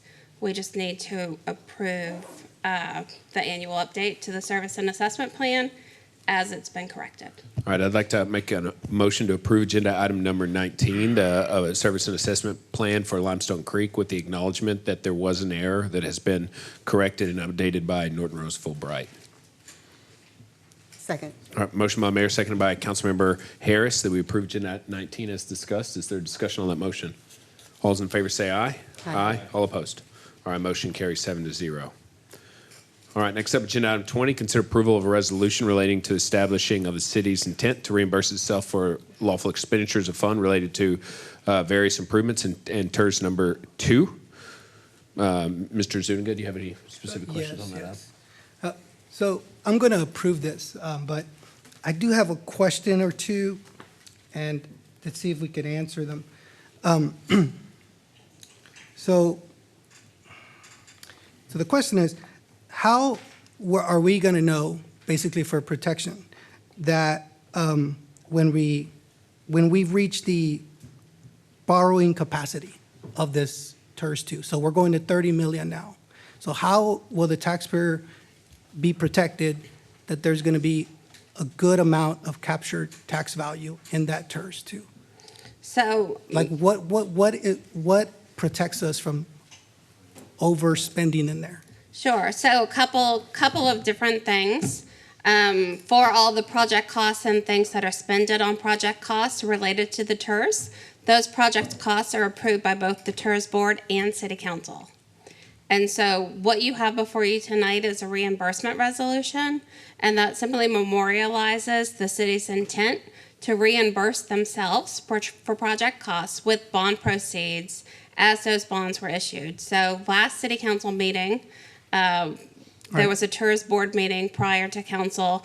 The board and council gave city staff the go-ahead to start with some of the preliminary design work for some of the roads and roundabouts in TERS 2. So we're putting this reimbursement agreement in place so that the city can start using city funds to get the project moving forward.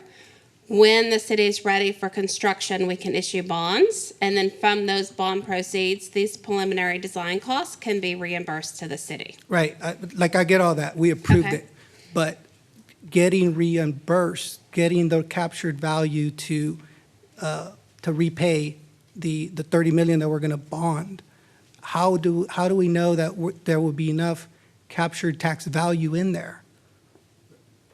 That we don't borrow more than what we can capture in those 30 years? So the city's financial advisor, Samco Capital Markets, prepares TERS projections. I mean, some of this is projections because you're projecting future values, but I think as those projections come online, they're done in a conservative manner to ensure that. Right, so the first time we went through that, we were going to propose a certain amount, and I remember how we had a financial structure.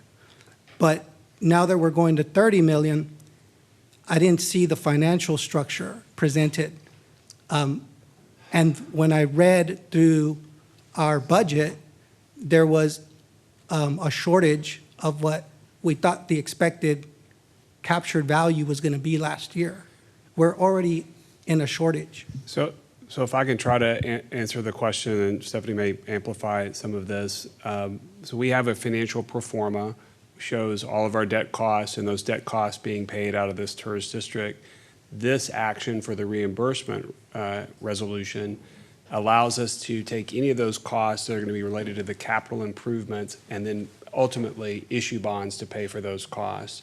Doesn't lock in exactly what the bond issue is going to be. It just allows these costs to be retained for the capital project if needed. I believe it's 18 months. So it allows us to get started on that and then ultimately allows us to finance it with the bonds at some point rather than it just being a cash expense. So that's the purpose of this, but all of those debt obligations and the financials have been pro forma'd by our finance department, as well as, I know Stephanie's looked at it, Mark McCliney with our team has looked at it as well, to make sure that there are sufficient cash flows to pay for those bonds. Right. But this action is really just to make sure you preserve the ability to issue bonds for these costs. Right, and I'm just trying to be careful on, I get that we're 30 million, we've got a 30-year TERS. That sounds manageable, that sounds reasonable. But if we get to 60, 70, I want to say, when do we have a cap? That the captured value is not going to be enough to repay the initial, the bond debt in there. Because I don't want there to be a shortage to cover other debt services. I mean, I think that you have to look at that as each of these projects come online. So again, the resolution tonight is to preserve the city's ability to reimburse themselves as bond proceeds are issued for eligible project costs. But related to those project costs, you'll have staff come up, whether it's, planning department or engineering, to bring the contracts that actually implement these projects. And so subsequent approvals for each of these projects are contemplated as they begin to come online. Yeah, I just want to make like I said, I'm going to approve this to reimburse ourselves. I just want to make sure that there's not too much that we've bonded and there's not going to be enough time duration to capture all of that. Yeah, I think we understand, I understand where your point is, but we'll show you those financial pro formas. Our intention is always to make sure that we have sufficient cash flows for the bonds, and that's part of the financial team that we have, is to look at those things before we issue it to make sure they're sufficient. We believe that there is sufficient funding to do all of these. That's all I was looking for.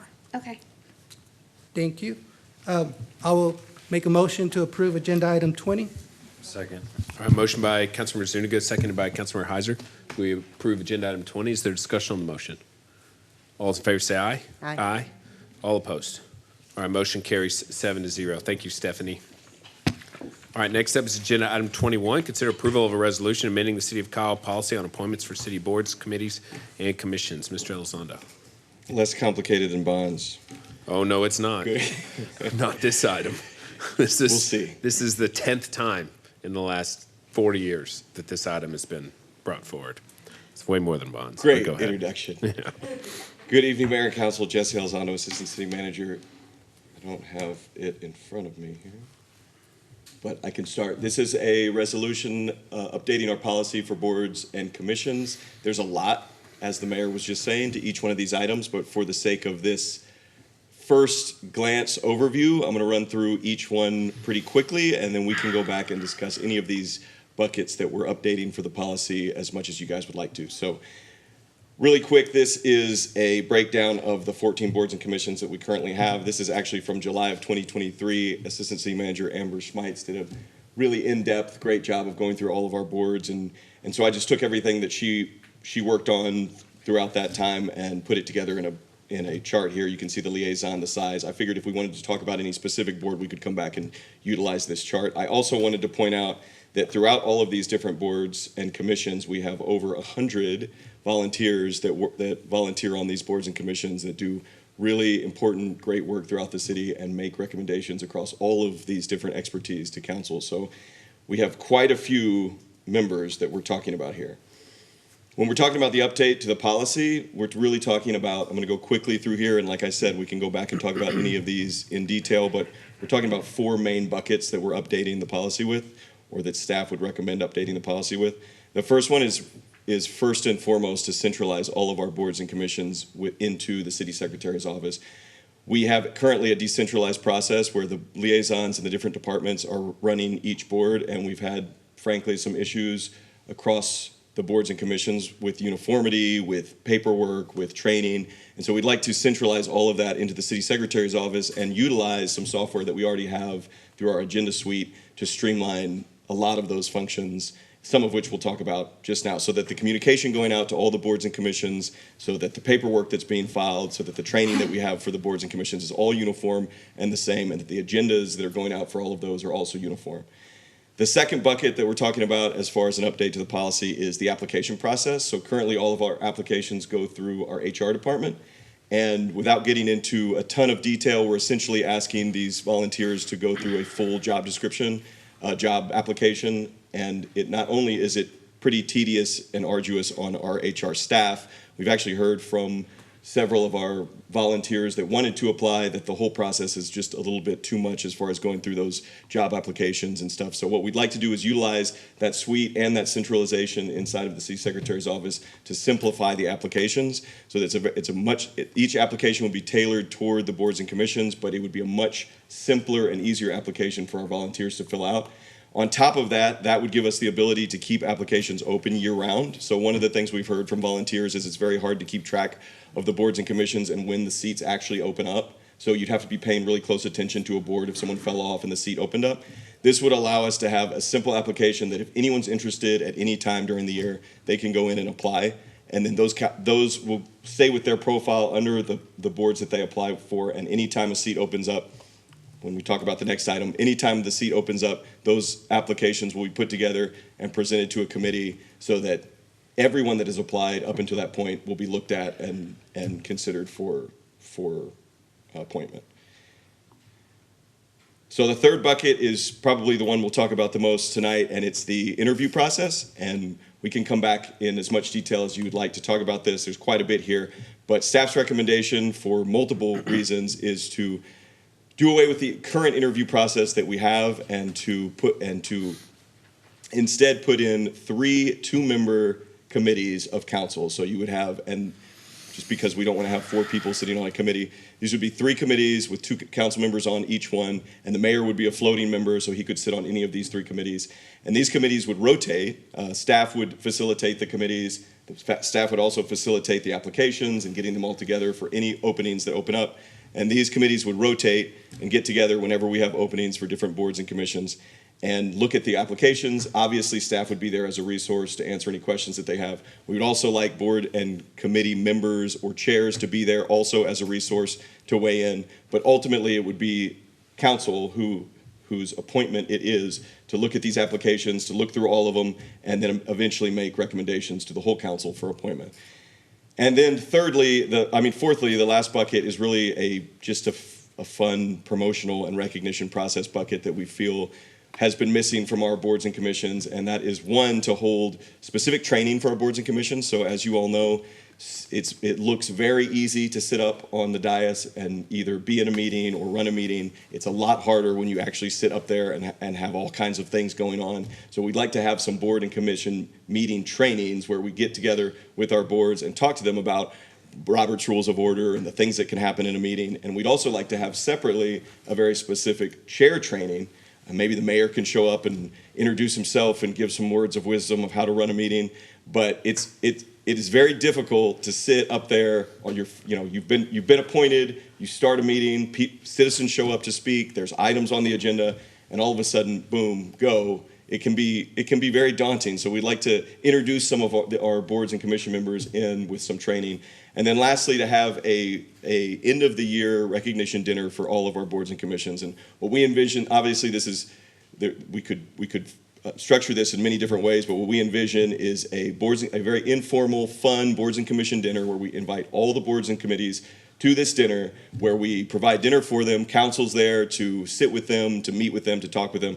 We would have door prizes, we would have certificates and maybe plaques for our chairs. We would also have like a raffle that we give out, giveaways and stuff. And then for the entertainment, for the evening, while everyone's enjoying and eating, the staff liaisons, in a very informal and fun way, would go up and give presentations of what each board did that year for like what they looked at and their accomplishments and things like that. It's just a way of recognizing these 100+ volunteers that work throughout the year and make recommendations to council.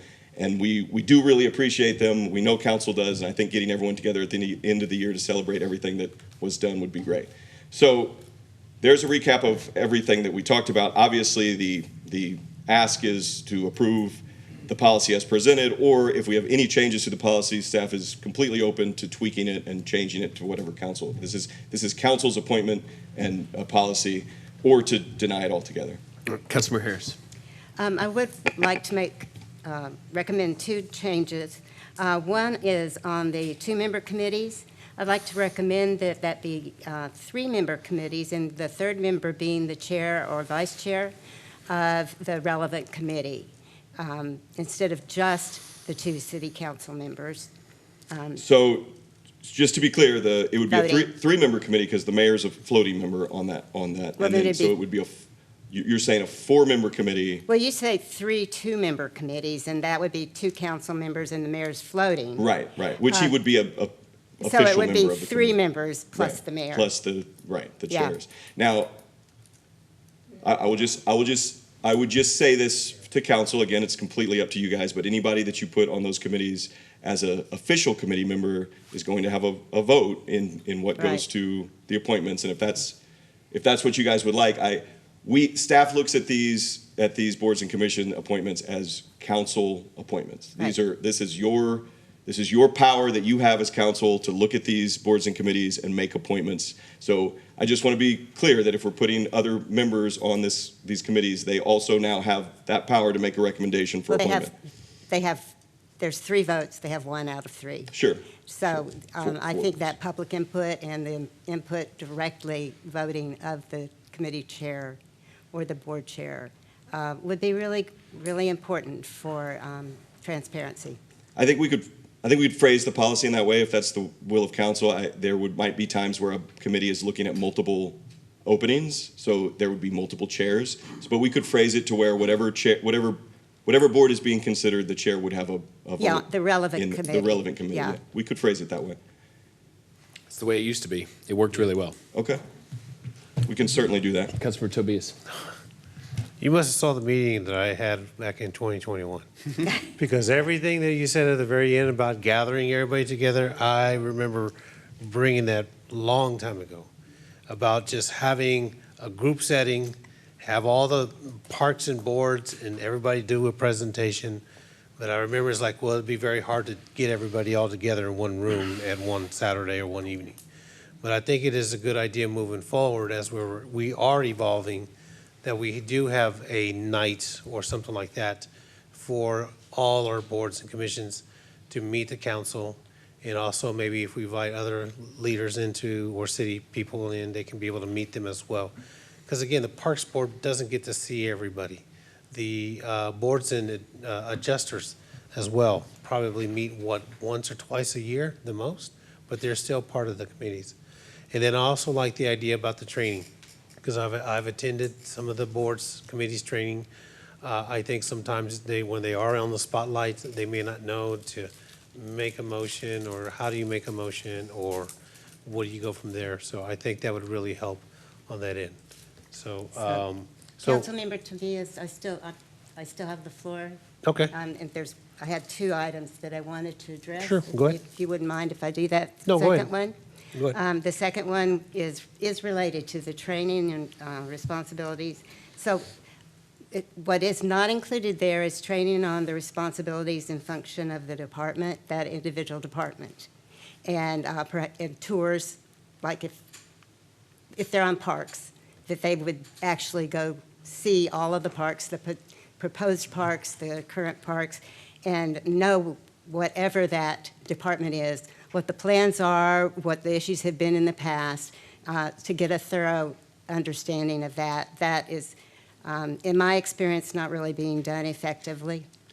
I think that's an excellent idea. If you're saying if someone comes on to the park board or a new board, that they get a tour of the parks and a rundown of the budget and how the department works. Yes. I think we could absolutely incorporate that into the training. That's a great suggestion. Okay, well, not to interfere, but I didn't know you were done with the mayor, did Okay. call my name. No, go ahead, we're good. Councilmember Tobias. It's We're fine. good. Yeah, that's fine. That's kind of what I was getting at. I think it's great that we do have a training and we do bring them together, so that way we can kind of also see what their goals are as a group in going forward, so we can have a better understanding of what's going on in the parks, and we can just meet those individuals. Councilmember Tobias, I did not watch that meeting, but it is a good idea, and I have seen it. You want me to give you the play-by-play? I have seen it in action. I've seen it in action, and it Yes. really is very encouraging for all of the boards to Yes. see each other, to meet with Yes. council, to be around council. It's a really good time and fun. It's a lot Yeah, of fun. exactly. Thank you. I yield, Mayor. All right. Well, I'll just say to add to the proposals from Councilmember Harris, that we put a member of the chair of whatever board or commission on the selection committee on purpose, so that they could provide that perspective and that was important. There's a council perspective. We had staff members on there, like the department head would be a third member, and then someone from the city manager's office would be a four. So it was always four, but it was designed to get different people's perspectives in that group as you're discussing which candidate to recommend. So I understand that what you're saying is that it's ultimately the council who makes this decision, and of course that is the case. But what we want with our committee, who's doing the interviews, is to make sure that the perspectives that are being pulled out of the candidate are varied across the different perspectives, because it's not us who deal with the board or the commission, it's the staff member and it's the chair. So there's just a variety of input. So I personally don't see the need to take away staff, but I definitely see the need to add the chair to the equation, because this is not a liaison to the department or to the board. It's just for the selection process to provide different perspectives, as opposed to just a couple council members who can just have their one limited thought. We normally do better when we have different perspectives. Mayor Pro Tem. Yeah, the problem with that doesn't work, Mayor. And the reason, I'm going to give you an example. So currently we have 2 staff members and a council member that sit on the board.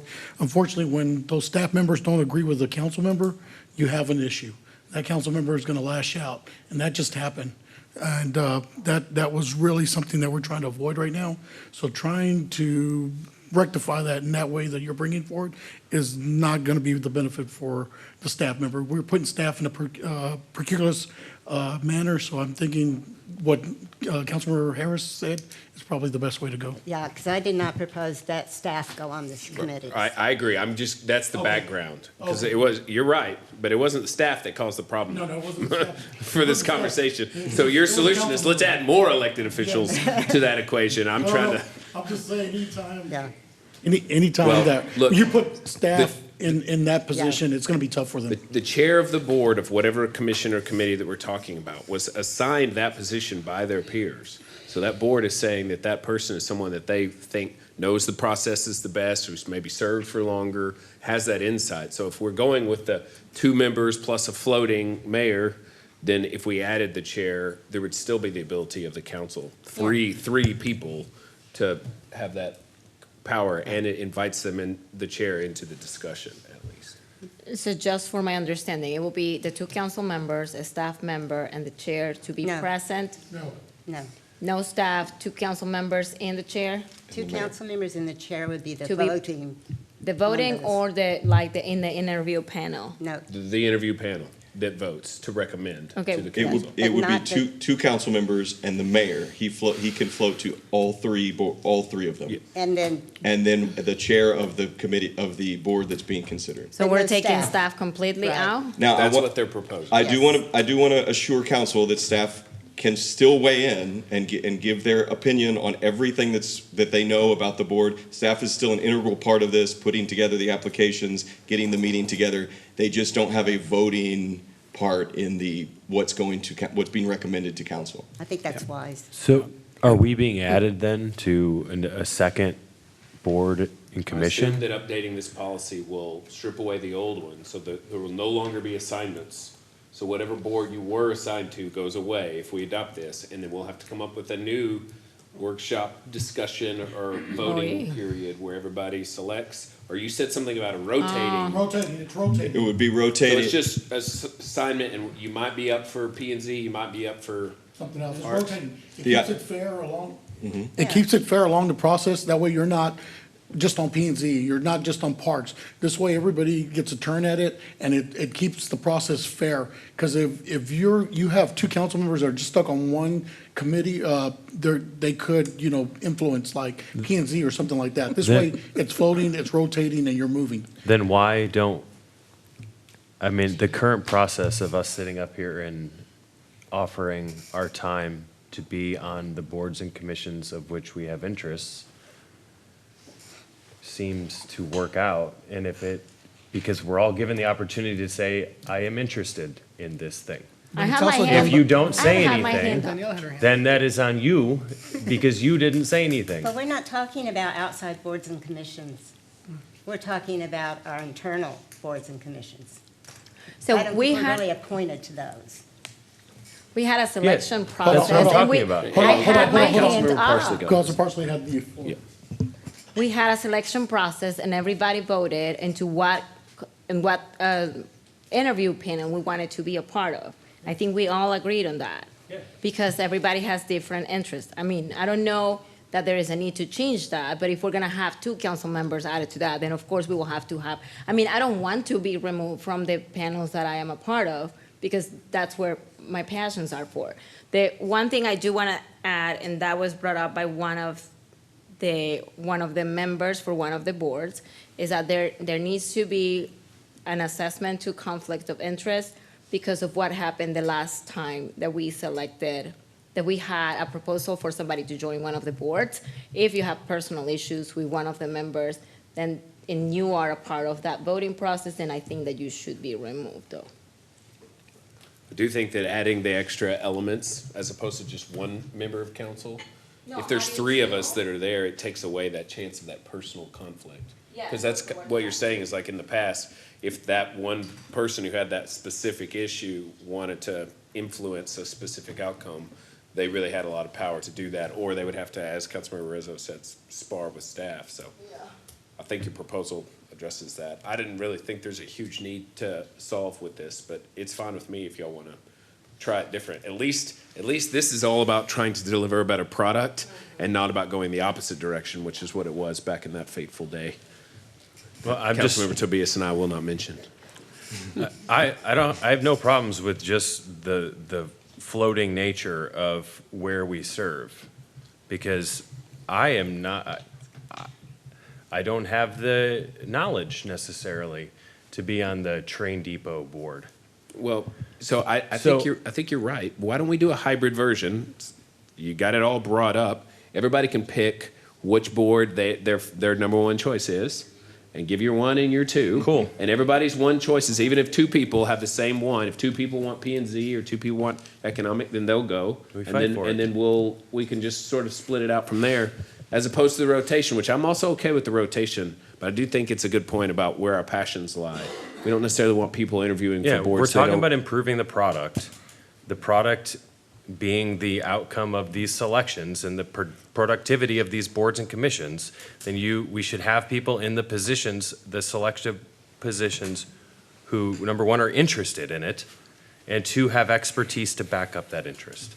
Otherwise, I think Rizzo's got a different take. What's your take? well, obviously. So, calm down, All right, hang on. calm down.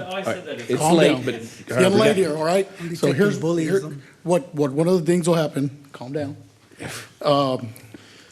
I'm good with that, with the other boards and commissions, but P and Z is a commission that is very important and very influential. That one needs to be rotated. I'm good with everything else being assigned, but P and Z needs to be rotated. That way, no one uses it politically, nobody uses it as a tool. So I've seen P and Z used in really bad ways in my time on the dais, because sometimes it can become political, it can come back and backfire us, but that one needs to be rotating, no matter what. And that's the only way I can get behind the rest of it. That was an interesting point. Well, definitely P&Z has always been the board that gets all the attention, all the split votes, all the pushback. It all comes to P&Z. They're the ones. So you're not wrong on that. I'm just, we can rotate, leave that out, let everybody else pick. We just have to make a decision. I don't think there's a wrong choice here. But if it's rotation, are you planning on just informing us of what our first interview panels are going to be? Because yes, so there's no problem with having certain boards that rotate and certain ones that are chosen. We can come up with a matrix of how, your top 3 and who sits on their top 1 and their top 3 or their top 4.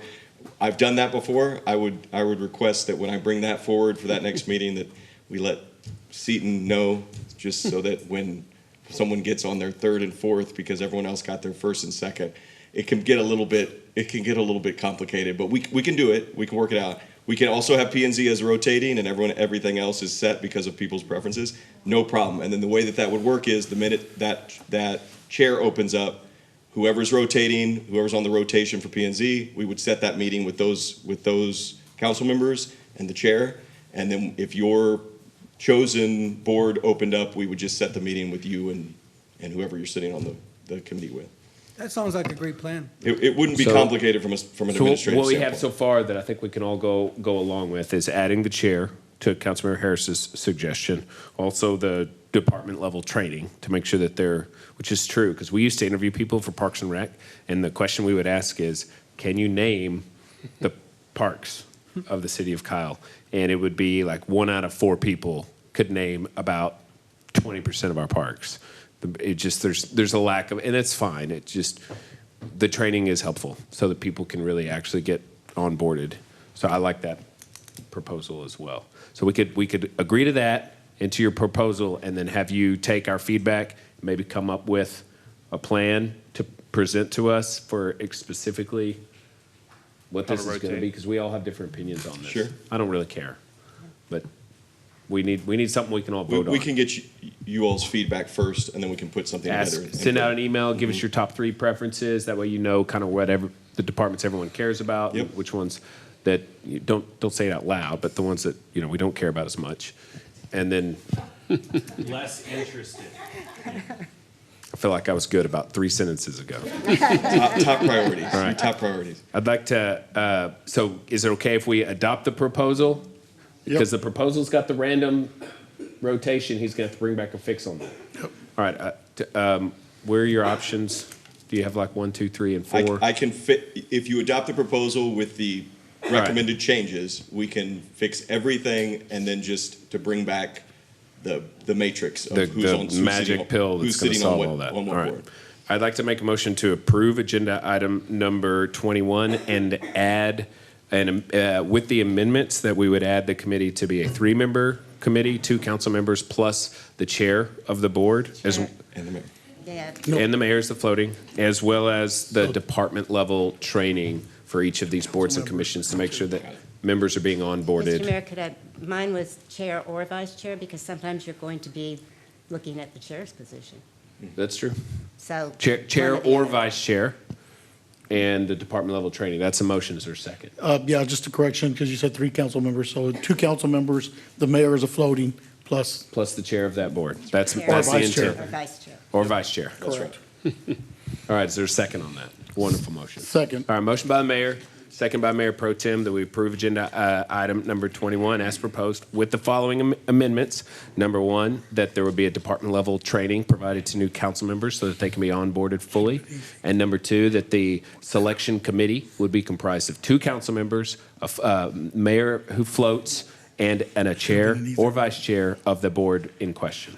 Is there any discussion on that motion? Go Yes, ahead. Mayor. Just real quick, I just want to say, hey, Jesse, thanks for the application process. You don't know how many phone calls I've gotten about how tedious that was. They were having to do a complete job resume to apply for a volunteer position, simplifying that and letting them know that they're volunteers, not employees, where they need references and everything else that was going on with that. Definitely is going to make an improvement, I think, on people volunteering, making it simpler to remember that they're volunteers. Thank you. Any further discussion? All those in favor say aye. Aye. All opposed? All right, motion carries 7-0. All right, next up is agenda item number 22. Consider approval of a resolution for an ILA between the City of San Marcos and Kyle regarding water sharing. Good evening, Mayor and Council. Mike Murphy, Director of Water Utilities. The item before you tonight is Kyle and San Marcos Water Sharing Agreement. San Marcos and Kyle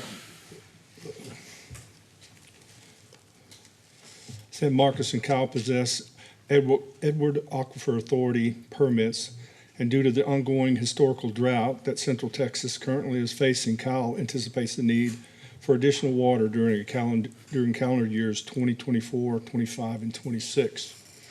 This additional water will prevent Kyle from exceeding permitted capacities with the Edwards Aquifer Authority, and the permitting period for each year will be January 1st to December 31st. San Marcos has supplies above and beyond their current needs within the EAA permit, and San Marcos, bless you, San Marcos is willing to commit and make available water to the city of Kyle for their existing water portfolio EAA permitted water supply during the calendar years described. Water shared under this agreement will be withdrawn solely from Kyle's existing EAA wells, number 896, 897, 898, and 960, which are all located within pressure planes 1 and 2. The maximum annual growth may be pumped, is that right? The actual annual amount that may be pumped under this agreement is approximately 500 acre-feet per calendar year for the 3 years described. Kyle will operate and meter its groundwater withdrawals throughout the term of the agreement to ensure that the limit on the total annual water amount pumped then realized is not exceeded. The City of Kyle will meet or exceed San Marcos's drought restrictions throughout the duration of this agreement. The 500 acre-feet will be subject to EAA drought stage reductions, and the City of Kyle is responsible for any penalties. This will be based on actual restrictions and not on stage of the drought. Recently, within the last few years, council approved interlocal agreements for lease of EAA water from City of San Marcos in December of 22, and also during the calendar year of October of 23. Approve this resolution allowing for the City of Kyle to enter into an interlocal agreement with San Marcos for a 3-year lease is recommended by staff. All right, thank you, Mr. Murphy. Does anybody have any questions or comments? Councilmember Harris. I just want to make a comment that the Edwards Aquifer Authority's allocations were based on the need for these communities a number of years ago and on a percentage of our populations. And those have not changed in recent years. Is that right? That sounds I'm right. stating that correctly. So what has happened is San Marcos has not grown as quickly as they were anticipated to grow. And we have grown much more quickly than we were anticipated to grow. So those percentages have changed. But EAA has not changed that percentage of allocation, which puts us into a position of needing to work with our partner in Hays County, which is San Marcos, to acquire the right percentages of water. So it's not like we're out of water or that the aquifer is out of water.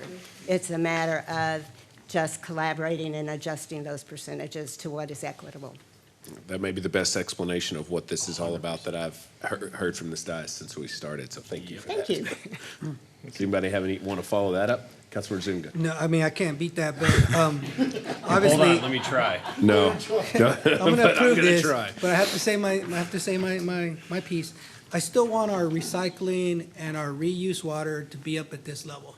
No, even though we're getting some water from San Marcos, that we don't remove our pedal off the reuse and recycling as much as possible. Yeah, I don't think that's implied in any way. Yeah. Yeah, so conservation still has to be a top priority. Yeah. And somehow I skipped over a slide here. Let me just read you this, and I probably should stop there. But upon approval of this agreement by both councils, the City of Kyle will pay San Marcos a minimum monthly amount equivalent to the usage of 223,000 gallons per day, which is basically half of what we're asking for. We're asking for more like 450 million to 500 or 1,000 to 500,000 gallons per day. The price of the water is at $3.41 per 1,000 gallons. Now, this contract is a take-or-pay contract for the first 223,000 gallons, which what that means is we have to pay for that water whether we use it or not. The remaining 223,000 gallons is based on $3.41 per 1,000. So the plan is to use this water now, as soon as this agreement is signed, because we are going to be paying for it. And those resources that we're using that are not part of a take-or-pay program, we will put those on the back burner until we need those, if that makes sense. Okay. All right, does anybody, Councilmember Heiser. Mayor, I'd like to make a motion to approve agenda item 22. Approve item 22. Second. All right, motion by Councilmember Heiser, seconded by Councilmember Harris to approve agenda item 22. Is there a discussion on the motion? All those in favor say aye. Aye. Aye. All opposed? All right, motion carries 7-0. I believe the request on the stand tank contract is we're going to wait and bring that one back to the next meeting. So is there any further items that we need to We had item discuss? 23 as well, Mayor. I think we skipped that. Oh, we missed one. All right, agenda item 23, consider approval of a resolution selecting a moderator for the 2024 Dialogue for Peace and Progress. This will be less complicated than Jesse's item, Maybe, and a lot shorter. maybe it will. Maybe. Good evening, Mayor and Council. Amber Smides, Assistant City Manager for the record. Tonight before you, we are asking you to select a moderator for the 2024 Dialogue for Peace and Progress, celebrating Juneteenth. In August, we brought a resolution to you all asking you to create criteria for the selection of the moderators and the panelists. And then we brought this item forward for the selection of the moderator for the 2024 Dialogue celebrating Juneteenth on June 13th, 2024. Criteria for the moderators, they will be elected city officials or appointed city board, commission, or committee members. They must not be running for office within the city of Kyle or Hays County or for any office that represents Hays County or the city of Kyle. They will be selected by council prior to each Dialogue for Peace and Progress event. The selected moderator will be responsible for choosing panelists from the pool of eligible applicants, outlining the discussion topics and questions for panelists, and moderating of the panel. So the Celebrating Juneteenth Dialogue for Peace and Progress is Thursday, June 13th from 7 to 8:30 p.m. here at Kyle City Hall. It will be streamed online at Facebook and Kyle 10. And it's an event series that works to join community members and leaders for open and honest conversations to raise awareness and, if necessary, facilitate change in the city of Kyle. Qualified potential moderators are the mayor or council members. And we do have a library board member, Morgan Harrell, also qualified. Options before you tonight: approve the resolution selecting library board member Morgan Harrell as the moderator. You could also approve a resolution selecting council member as a moderator. Council selects a qualified moderator that is not from the proposed list, and city staff will reach out to secure the moderator for the event. Are there any questions? All right, any questions? Comments? We're the ones who have to do this. We've made this an official policy. Does anybody have any recommendations? For the moderators? So you got three options, 1, 2, or 3. I mean, I can go ahead and do this one for Juneteenth.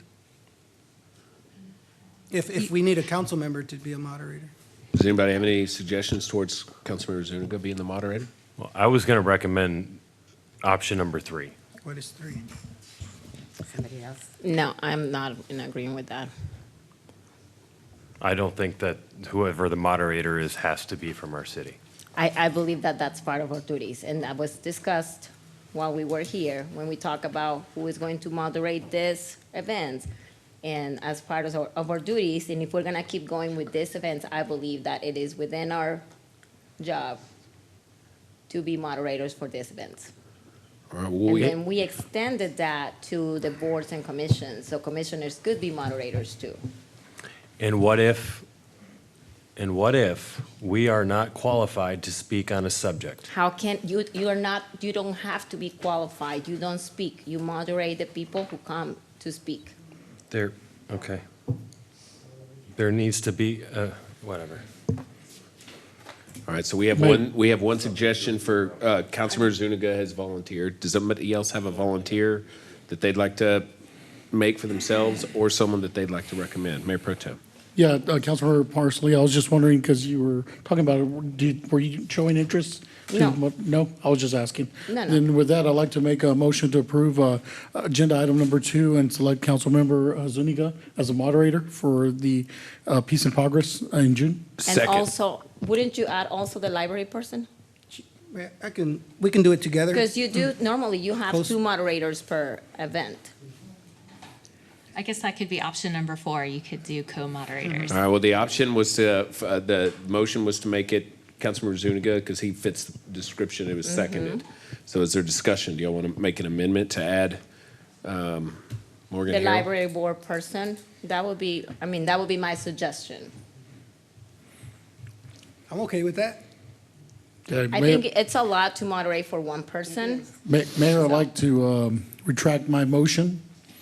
Or you just motion to Or amend and let's add? just amend it. Yeah, let's make a motion to amend and add the, to option two, the Morgan Herald as second moderator to option two. All right, second. So motion by the Mayor Pro Tem, seconded by the mayor to amend the motion and add Morgan Harrell to the moderator panel with Councilmember Zuniga. Is there discussion on that motion?